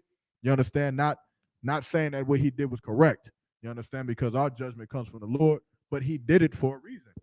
But after then, black people got destroyed to the point where now the majority of us are Christian. You have something? I got a precept to go with this. Con, you want to finish that one or go to the next one first? I mean, we can finish this and then jump to it. Con, let's go. Con. Children that will not hear the law of the Lord. You won't hear the law of the Lord because it's too hard. It's too hard to hear that you can't eat shrimp, crab, pork, and lobster. It's too rough. It's too hard to hear that you got to live a lifestyle that is perfect. That sounds terrible. It sounds hard for someone who doesn't love the Lord. You understand? But for someone who does love the Lord, for someone who does love their family, it's not hard at all. You understand?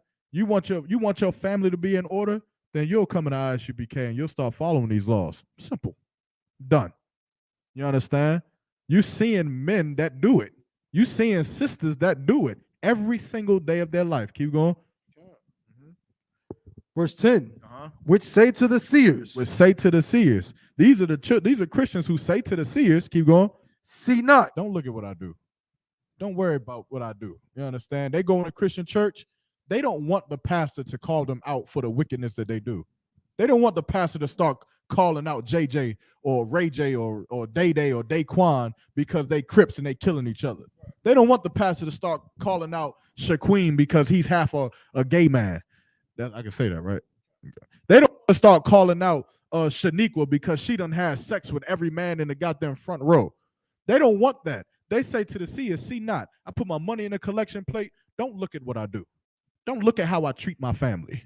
Don't look at how I treat my wife or how I treat my husband or how I raise my children or how I don't raise my children. Don't look at the things I do. Keep going. And to the prophets, prophesy not unto us right things. And they come to the prophets and they say, don't tell us right things because it's too hard to hear. Don't tell me that I can't celebrate Christmas no more. I've been celebrating Christmas my whole life. You understand? Don't tell me I can't celebrate Halloween and Thanksgiving because Thanksgiving is about the slaughter of Native American Indians, which are our brothers. Don't tell me that because I love to eat turkey so damn much. Eating turkey on Thanksgiving is so important to you that you can't just wait a week. You can't just wait a week, buy the turkey, and wait a week to cook it. You got to cook it on that day so that you can celebrate the slaughter of your brothers. Keep going. Salakia. Prophesy not unto... You laugh, sis. When you had that turkey this year, you getting ready for it. No sweat. Come on. Prophesy not unto us right things. Speak unto us smooth things. Speak smooth things, man. What's smooth things? Prosperity. Oh, go ahead. You know what I'm saying? The law is done away with. The law is done away with. You don't gotta follow the law, sis. Sis, you gotta. Sis, you married. You gotta. I was good. No sweat. You got a problem with your husband? No sweat, sis. Y'all unequally yoked. You can leave him, sis. Matter of fact, why don't you bake up some of that spaghetti and bring it back to my spot a little bit later, sis, and I'll do a reading on you from God. You understand? And to her, that sounds good because she came to the pastor because of what? Because her spirit was conflicted. She came to him knowing that there was a problem in her relationship, and she knew that something in her told her, I can't just leave him because that's wrong. But she goes to the Christian pastor and he tells her, you unequally yoked.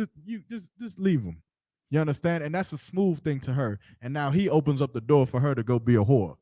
He opens up the door for her to just be a wicked bastard. You understand? Against her husband. And that's what we'd rather be.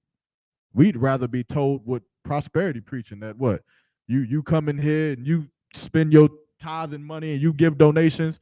And in 3 months, I see a great blessing.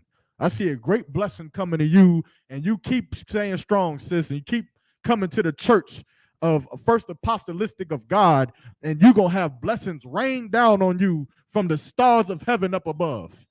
You understand? We'd rather hear those things because it's easy to hear, but it's not true. There's nowhere in the Bible where the Lord said that you're going to have blessings rain down on you from up above. There's nowhere in the Bible where it says that you could leave your man. You understand? You have sex with a man, that is the man that you lay with for the rest of your life. Done. You understand? Unless he commit adultery, or fornication, which is to have sex with another man's wife, or to sleep with like a dog or something, which I hope you understand that no brother, I hope no sister go through that. Good night. You understand? But this is what black people, this is what all people have come down to. You understand? Hey, shalom, man. This brother coming here looking like a straight soldier. Most High in Christ. You ready to read? You got a sword? Come on, come grab you a sword. Two mighty men coming into the building. Salaki, 1 second. Let me get to the scripture.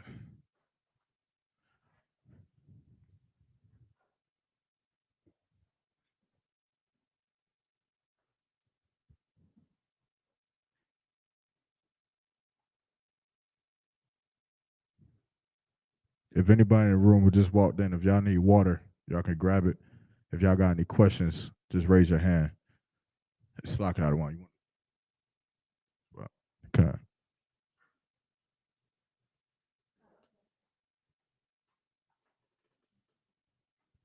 Sorry, Taban. What was we at? That's at 30. If I could. Come. Mm-hmm.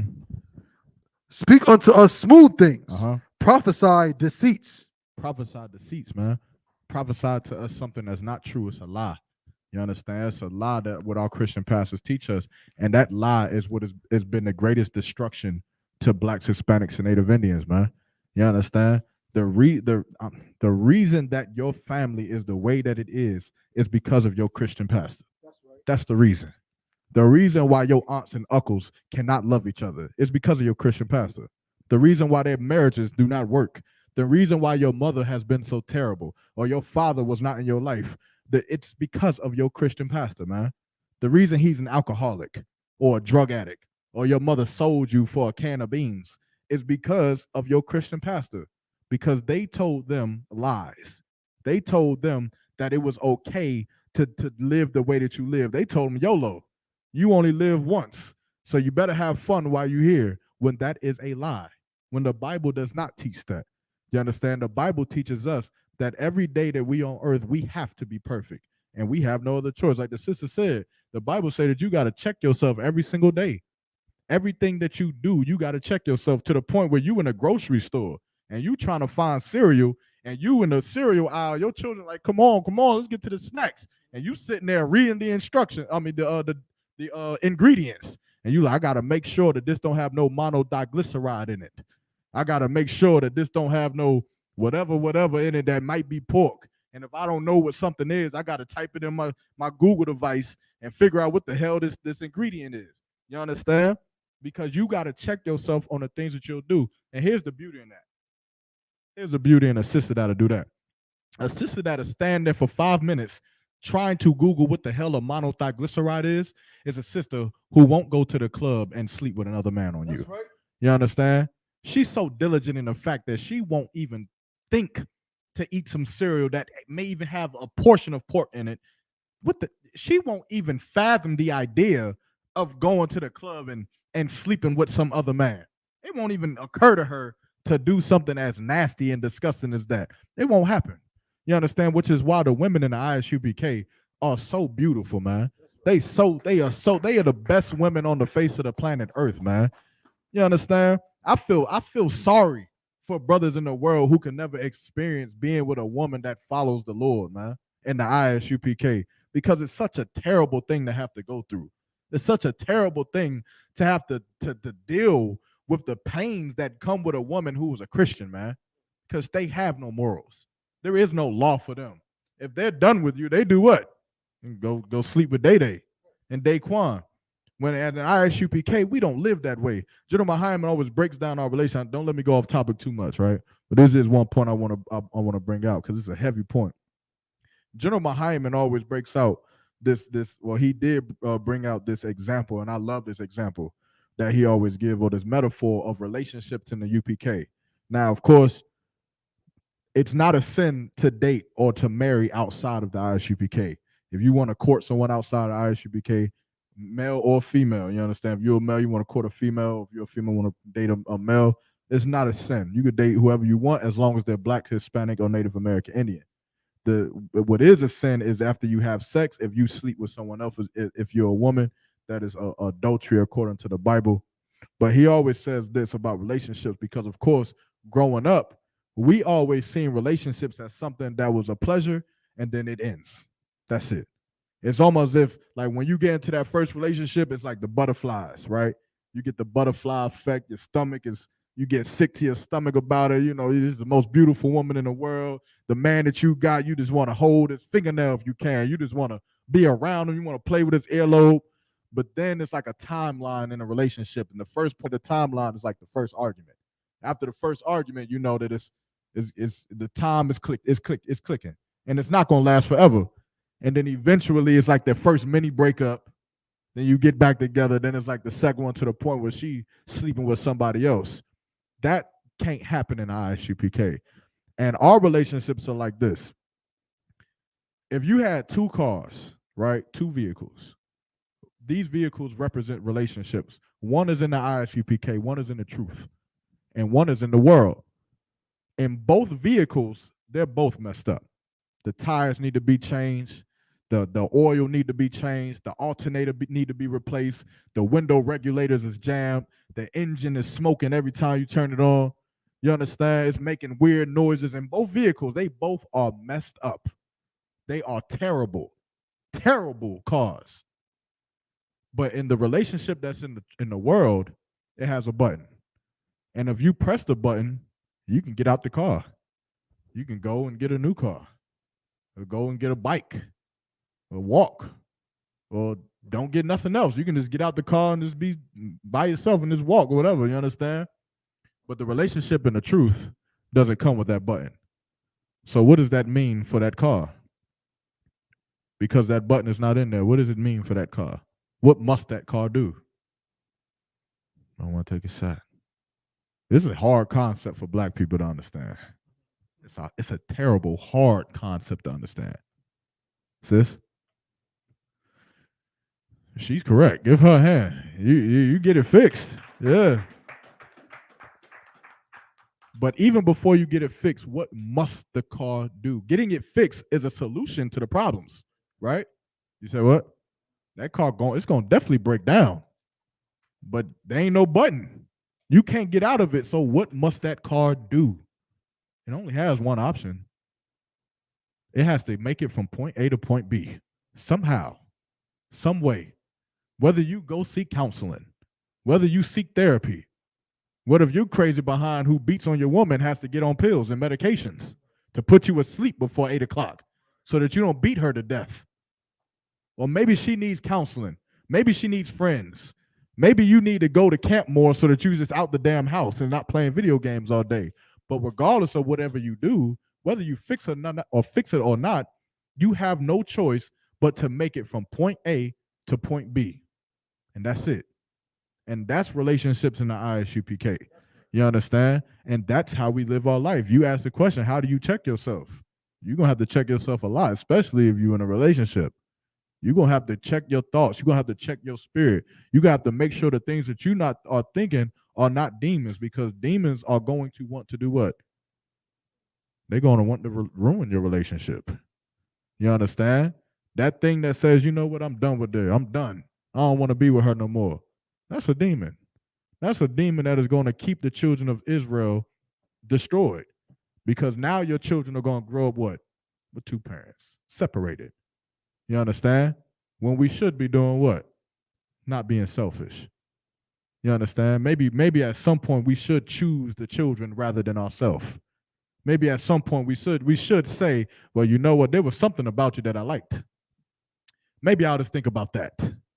You understand? And we'll choose to raise our children together. And our grandparents used to do it very well. I know my great-grandparents.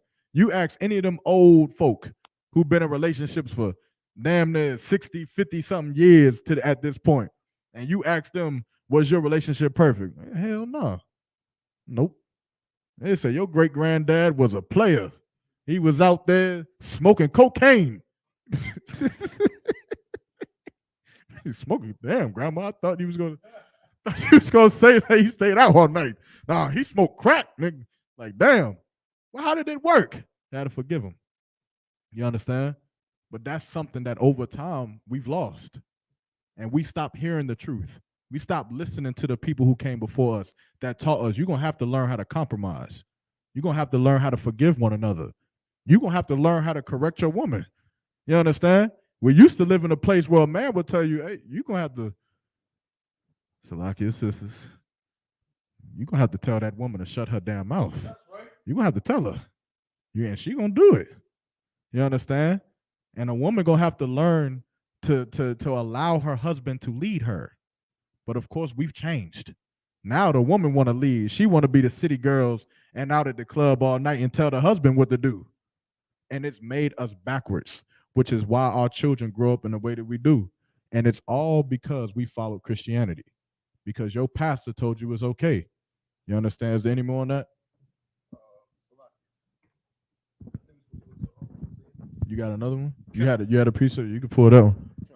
Again, anybody got any questions, whether it's on topic or off, just pull it. Just because you had mentioned, you know what I'm saying, the lack of, like, you know, rejecting, because the brother's question about rejecting knowledge. So precept in Hosea chapter 4 verse 6.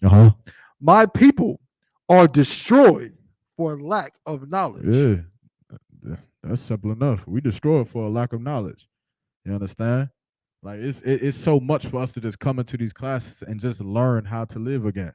You won't see it, you understand? But that's why we're destroyed, because being in the Christian church is just too easy. You understand? And we become a selfish people. Is another one I asked for? Give me 2nd Maccabees, man. I gotta get the woman, you understand, real quick. You want to use the phone? You can use my phone real quick. Oh, she can. Most High in Christ. I was about to say, get that sister. You brought that? Most High in Christ. You understand? That sister came prepared. Nah, I got you, man. Go ahead.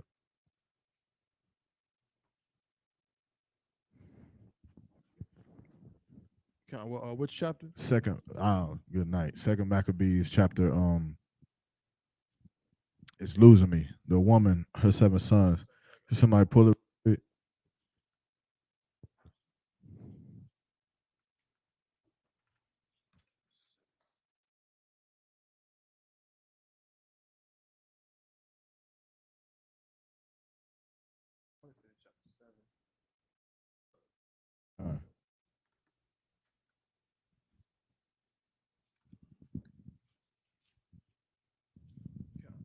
One? You can start it. We're gonna skip through it, so you're gonna have to kind of roll with me. I don't want to stay too much on it, but I want to get the point. This is the book of 2nd Maccabees, chapter 7 and verse 1. It came to pass also that 7 brethren with their mother were taken. Now, this is the point of my topic tonight. Is that you can help the sis find it? 2nd Maccabees chapter 7, right? 2nd Maccabees chapter 7 and verse 1. Now, this is the point of my topic tonight, which is following the law. You understand? This is, of course, the Brotherhood class, but Brotherhood ties into following this law, meaning coming into these classes and figuring out how we should live, what we should eat, what can we eat, who we should sleep with, who can't we sleep with, what we should celebrate, what we shouldn't celebrate. That is a brotherhood. It's brotherhood in itself, because that is what is going to fix our community, man. You understand? Like, Christians are waiting for the kingdom of heaven as if Christ is going to bring the kingdom of heaven down from the sky and it's just going to land here in Durham, North Carolina. That's nonsense. You understand? It's a fairy tale, it's mystical, and it's a damn lie. You understand? Christ said that the kingdom of heaven is within you, meaning you have to build it.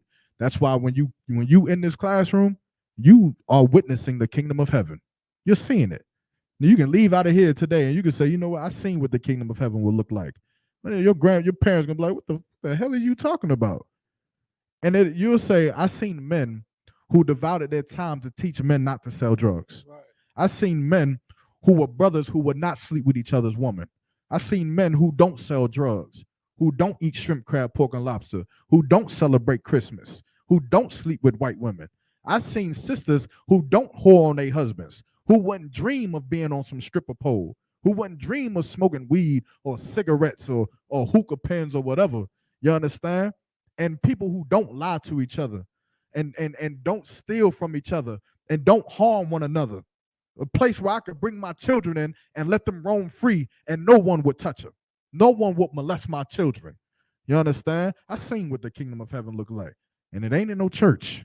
Please don't go in a church trying to let your children roam free. Good night. You understand?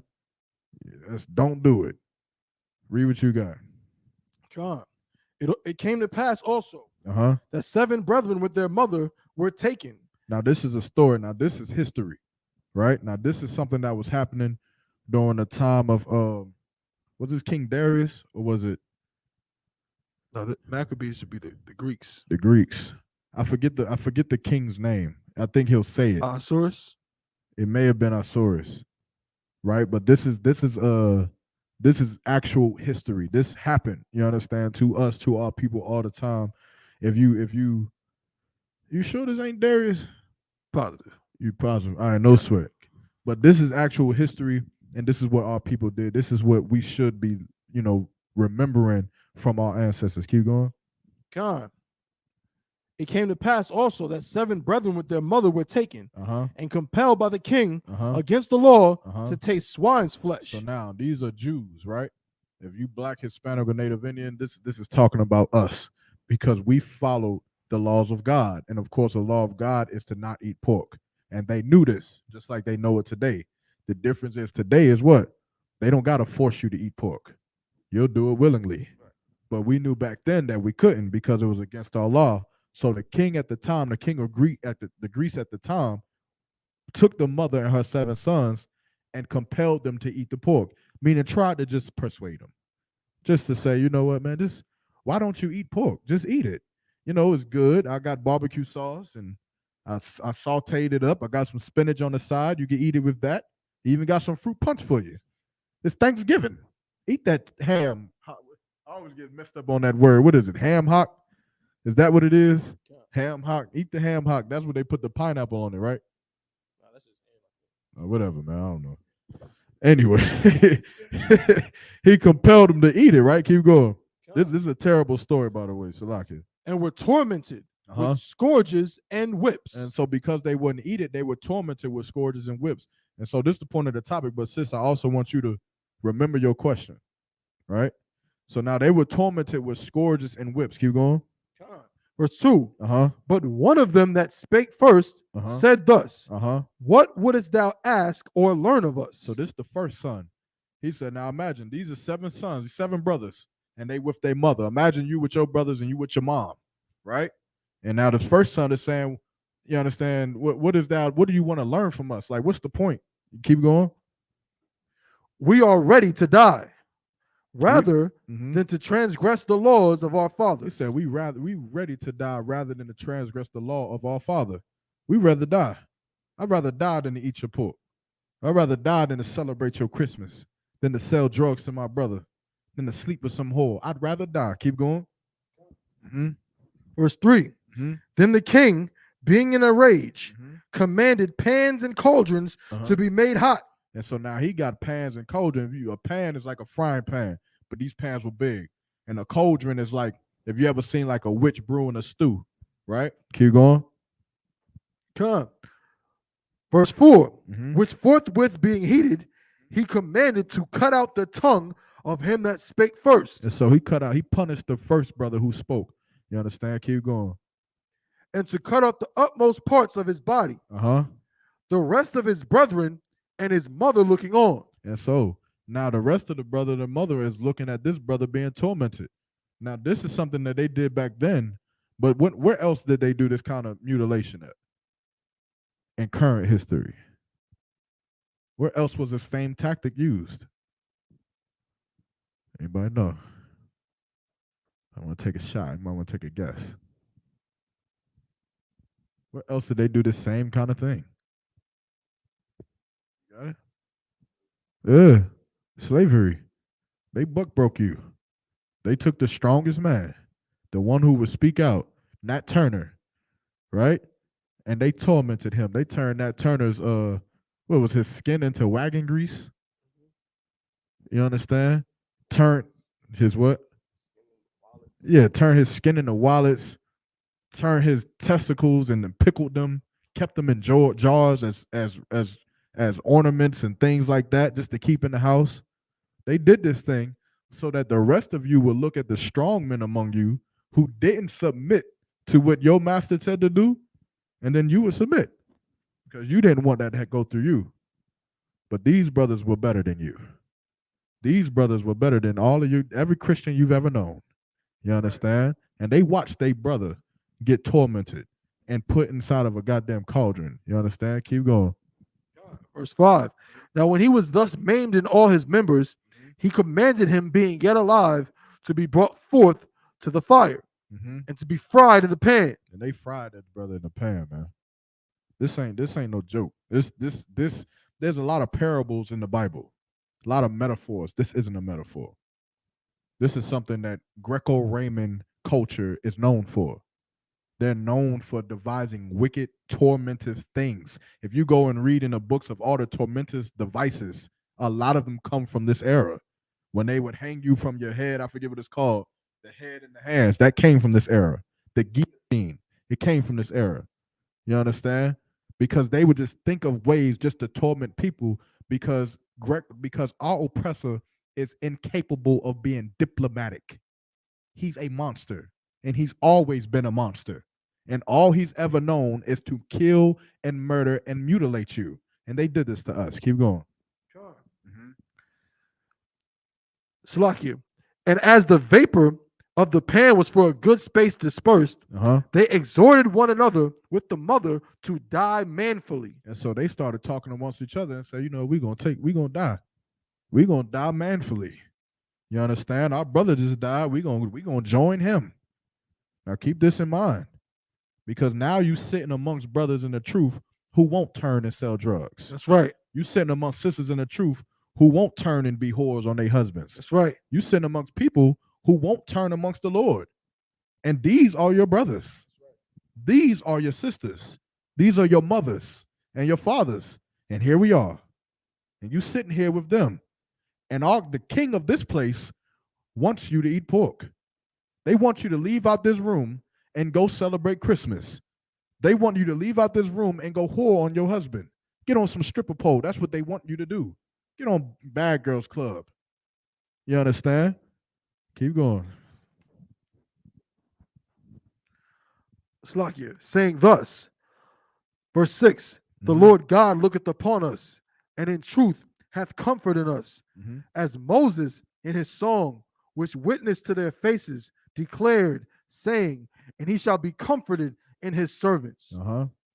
So when, verse 7, so when the first was dead after this number, they brought the second to make him a mocking stock. And when they had pulled off the skin of his head with the hair, they asked him, wilt thou eat before thou be punished throughout every member of thy body? But he answered in his own language and said, no. He said, la'ah. He answered in the Lashwan Kodash to a bunch of Greeks. And he said, la'ah. You understand? He ain't going to eat it. He ain't going to do what they tell him to do. He ain't going to live the life that they want him to live. He ain't going to sell the drugs that they want him to sell. He ain't going to be a Christian that they want him to be. You understand? And he decided to not do what they want him to do. And he decided to just accept death. You understand? Keep going. Drop down the verse. Just get me down somewhere closer to the beginning. I just want to get to the last son. Now, for the sake of the story, all of these sons went through the same thing, and they went through each one. And each son went through something different, whether they cut off the utmost members of his body, which could have been his rod, could have been his ears, his hands, his feet. You understand? They scalped him. They put him in a boiling cauldron and watched him get boiled to death. They put him in a frying pan and let him get fried to death while everyone watching, including the mother, you understand, who usually is weaker, right? But give me to the mother. Is it this last son or the mother who comes first? Yeah, give me to the mother. Verse 20. But the mother was marvelous above all. But she was marvelous. This mother wasn't like the mothers we had. She wasn't. She was marvelous. You understand? She didn't fall for what um Willie Lynch put on black people. You understand? If you read Willie Lynch, it said that to take the strong man out of the group and buck break him, and in turn, it'll make the woman who was naturally dependent on her man to be independent, which is why we got independent women now. And it'll make the man who was naturally independent dependent on his woman. You understand? And they reversed the roles. And she started to raise her sons up to be weak because she was in fear that her sons would grow up and be like their father and die like their father, which is why our mothers don't teach us to be strong no more. They taught us, you better say yes to massa. You better do what the master say because I'm not losing you. I lost your daddy. I'm not losing you. You understand? And it taught the woman to be overly aggressive, to be in front, because the woman had to step up in front in them times because we were being buck broken in the back. But the problem is that after our slavery, it never stopped. All women stayed in the front. They never went back into the dependency of a man. They stayed in the independent state, which meant that what Willie Lynch had did worked. But this woman, she was marvelous. It didn't work on her. You understand? Keep going. And worthy of honorable memory. Mm-hmm. For when she saw her 7 sons slain within the space of one day. She's worthy in Salaga. We can never forget that part. She's worthy of honorable memory, man. You remembering Santa Claus and I don't even know. I forgot all the holidays, man. You remembering George Washington. You remember Abraham Lincoln. You better remember her. That's right. You better remember this black woman because she's worthy of it, man. Honorable memory because of what she did. Keep going. She bare it with a good courage because of the hope that she had in the Most High. Verse 21.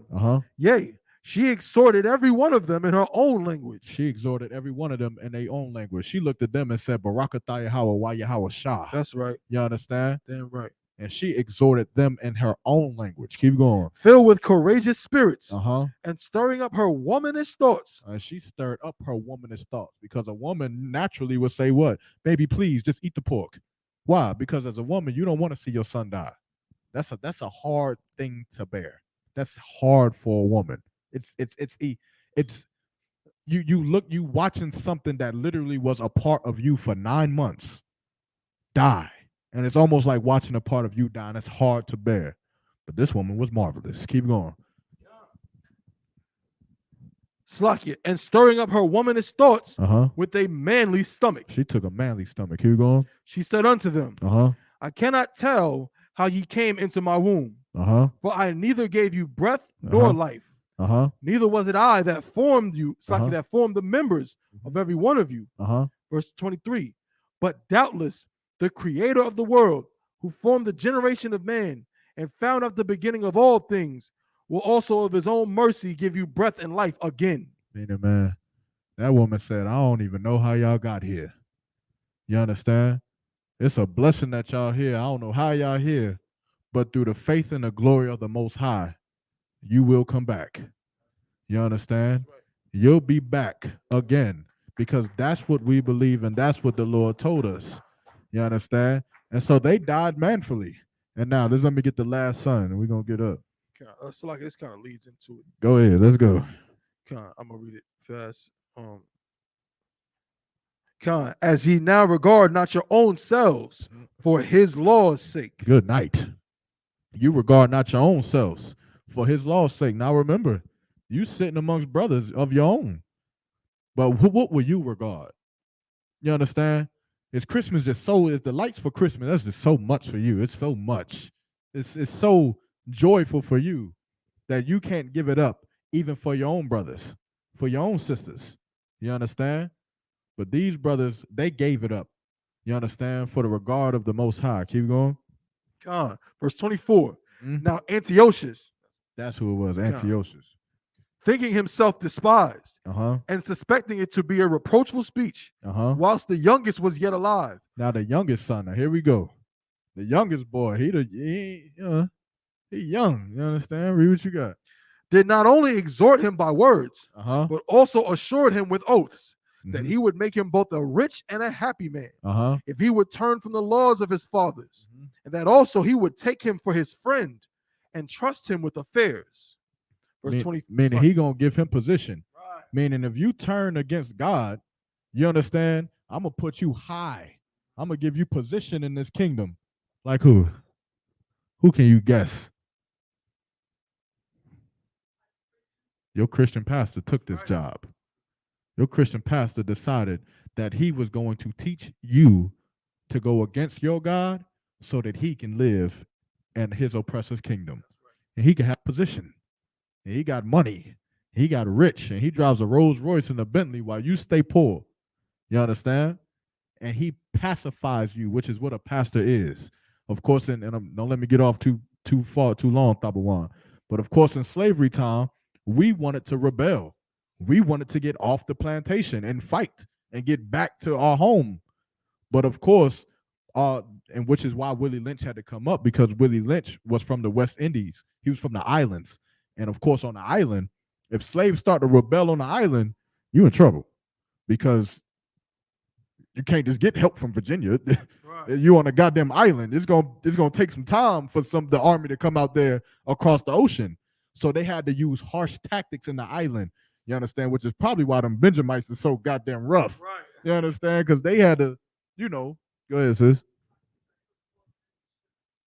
Yeah, they was doing all kinds of wicked things to them Benjamites out there because they were on an island and they wanted to make sure that they stayed calm. But they knew up here that it wasn't going to work forever.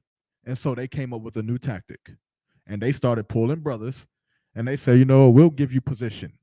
We'll teach you how to read, but read this. Officer Tabawan did a tremendous lecture on this, man. If it's something you want to bring out specific about that, you can, about the slave Bible and what they was teaching us to read.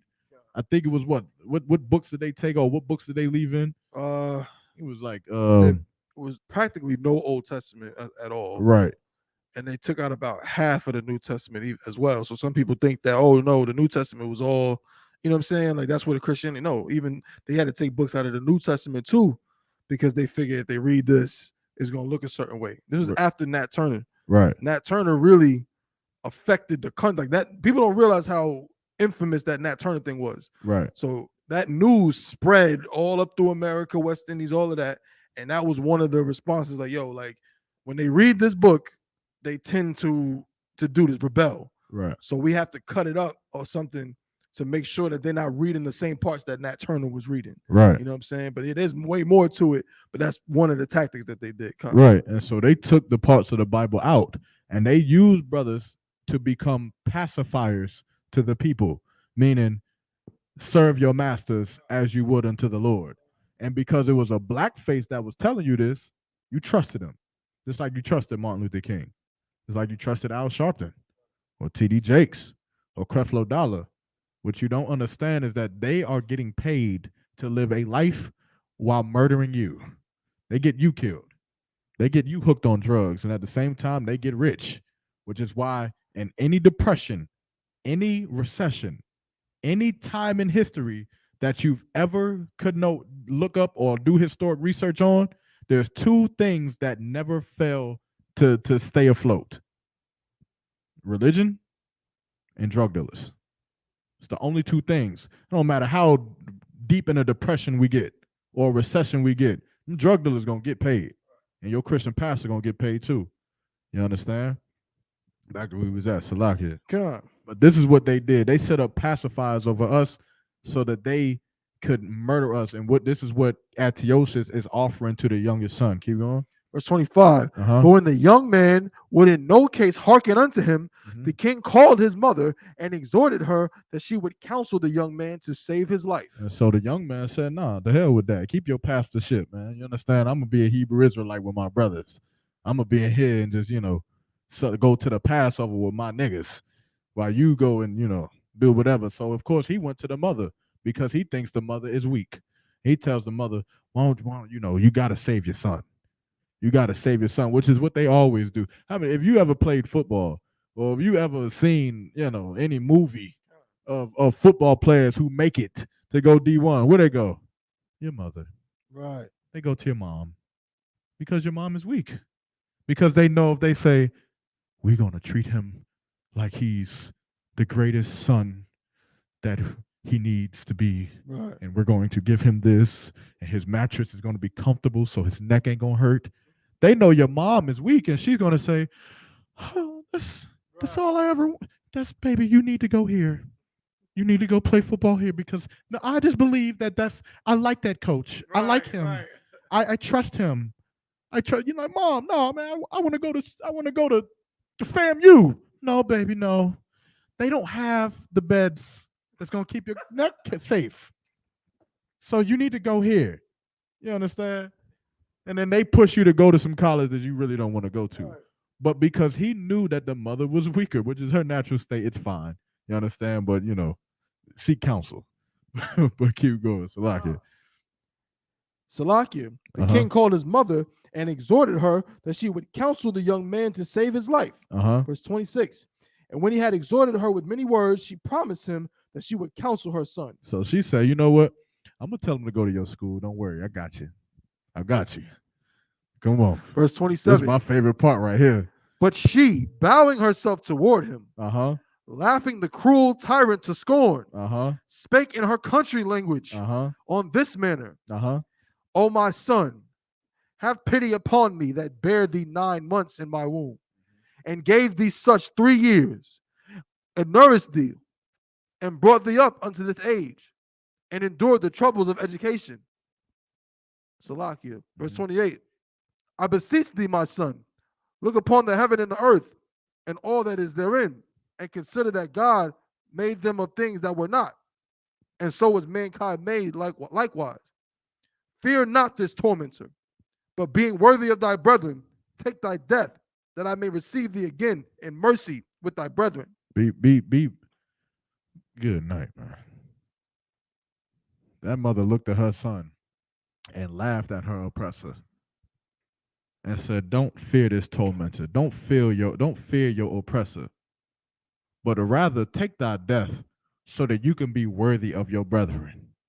Be worthy of them because of the sacrifice that they made, because of what they gave up, because of what they didn't do. Be worthy of them. Don't give a damn about Donald Trump. Don't give a damn about your school teacher, your college professor, your basketball coach, your agent. You understand? Don't give a damn about your social worker or whatever the hell else going in there trying to be some super Christian. Don't give a damn about your pastor. But give a damn about the people around you who are willing to die for you. You understand?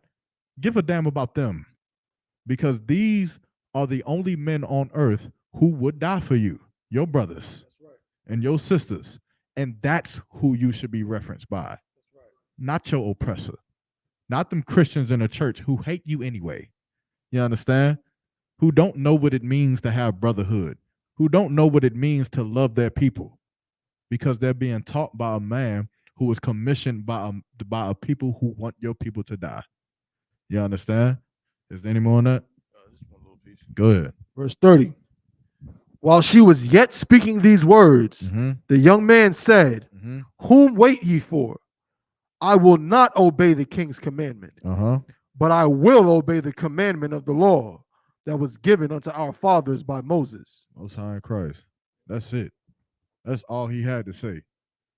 He ain't gonna obey the king's commandments, but he gonna obey these laws, man. And now, you looking at the brothers around you, and what would you do? Who would you choose to serve?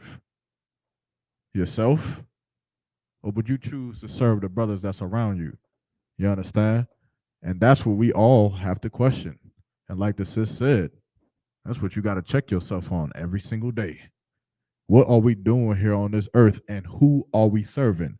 Because regardless of how independent you think you are, you serve someone. You serve something. You understand? There is no ifs, ands, buts about it. You serve something. If you're a drug addict and you sleep underneath a bridge, you serve someone. If you're a drug dealer and you sell the drugs to that drug addict, then you serve someone.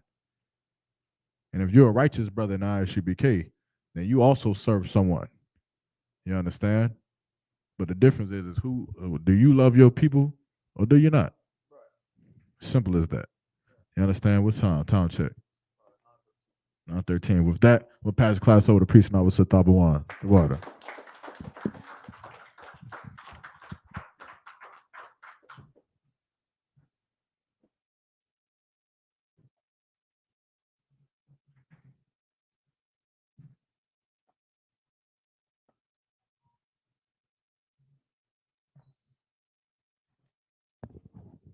ISUPK security announcements. We are the ISUPK out of 1 West 125th Street, Harlem, New York, under Commanding General Yohana. New rules for brothers and sisters. When a new brother or a sister comes into the school, they are off limits for 6 months. They are to be saluted only. They are here to shed themselves of the world. After 6 months, if a brother or a sister has an interest in a particular person, he or she must get permission from the head to speak to a brother or a sister. There's another 6 months in which the brother or sister will court each other. After this 6-month period, the brother or sister will get permission from the head to marry. Tithe, which is a commandment. You can find this in Numbers 18 and 21 and Malachi chapter 3, verses 8 through 10. It means 10th in Hebrew and is pronounced ma'ashara. 10% of every penny of any increase the Lord gives you, you give to the treasury department or teacher. Priest fund. Free will offering for priests, not mandatory. Whatsoever amount you would like to give. Upcoming Holy Convocation. I believe the upcoming Holy Convocation will be a memorial blowing of the trumpets. That should be going down September 25th. If you're in the North Carolina area, we are holding it at the Fayetteville School. So more information on that will come out, you know what I'm saying, in the coming weeks. So make sure, you stay tuned for that. Want to remind Akim and Akwati to check on social media, such as isupk.com, Facebook, Twitter, YouTube, and so on for ISUPK events and materials. If a brother wants to be a trooper in the school, then he needs to start wearing all black, which includes black boots, shirts, pants, headband, or scarf. And with that, imadyum, which means to stand. Wapunya Kwadum, which means turn and face the east. We're going to close out with the Lord's Prayer. We're going to start out in the Hebrew. Albanawa, Shabbat Shemayim, Kodash, Hayah, Shamka, Yahweh, Malakwithka, Tawa'ah, Ratazayaka, Hayah, Aisha, Ba'aratazah, Kawa, Hayah, Bashamayim, Nathunlanawa, Lakum, Sakikau, Yawam, Wasalak Kalbwathnawa, Kasalaknawa, Kalbwathyanawa, Wala'a, Tabia'ayanawa, Bunasai 1, Abo, Hawashayanawa, Mayun, Rai, Kaya, Laka, Hamalakwath, Waha'ala, Wataparith, La Walumyum, Amun. In the English. Our Father, which art in heaven, hallowed be thy name. Thy kingdom come, thy will be done, in earth as it is in heaven. Give us this day our daily bread, and forgive us our debts, as we forgive our debtors. And lead us not into temptation, but deliver us from evil.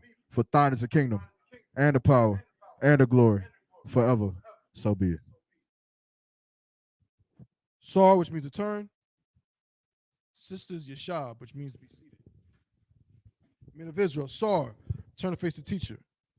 Men of Israel, we give one courtesy salute to the teacher. Men of Israel, Imajim Shabbat, Imajim, Barak, Yahweh Hashem Ha'ashah Barakatah. Yadim Matah, hands down. Sar, turn to face the sisters. Sisters, Imajim, which means to stand. Men of Israel, we give one courtesy salute to the sisters. Men of Israel, Imajim Shabbat, Imajim, Barak, Yahweh Shema Alatah Ba'ashim Ha'ashah. And the first thing we said was to the teacher, we said, Yahweh Ba'ashim Ha'ashah Barakatah. For the brothers, that means the Most High bless you in the name of Christ. And for the sisters, we say Yahweh Shamar. So repeat after me, sis, if you could. I know you knew. Yahweh, Shamar, Al, Atha, Bahashim, Yahweh Shai. which means the Most High, may the Most High watch over you in the name of Christ. All right. Yadi Matah, which means hands down. Class dismissed.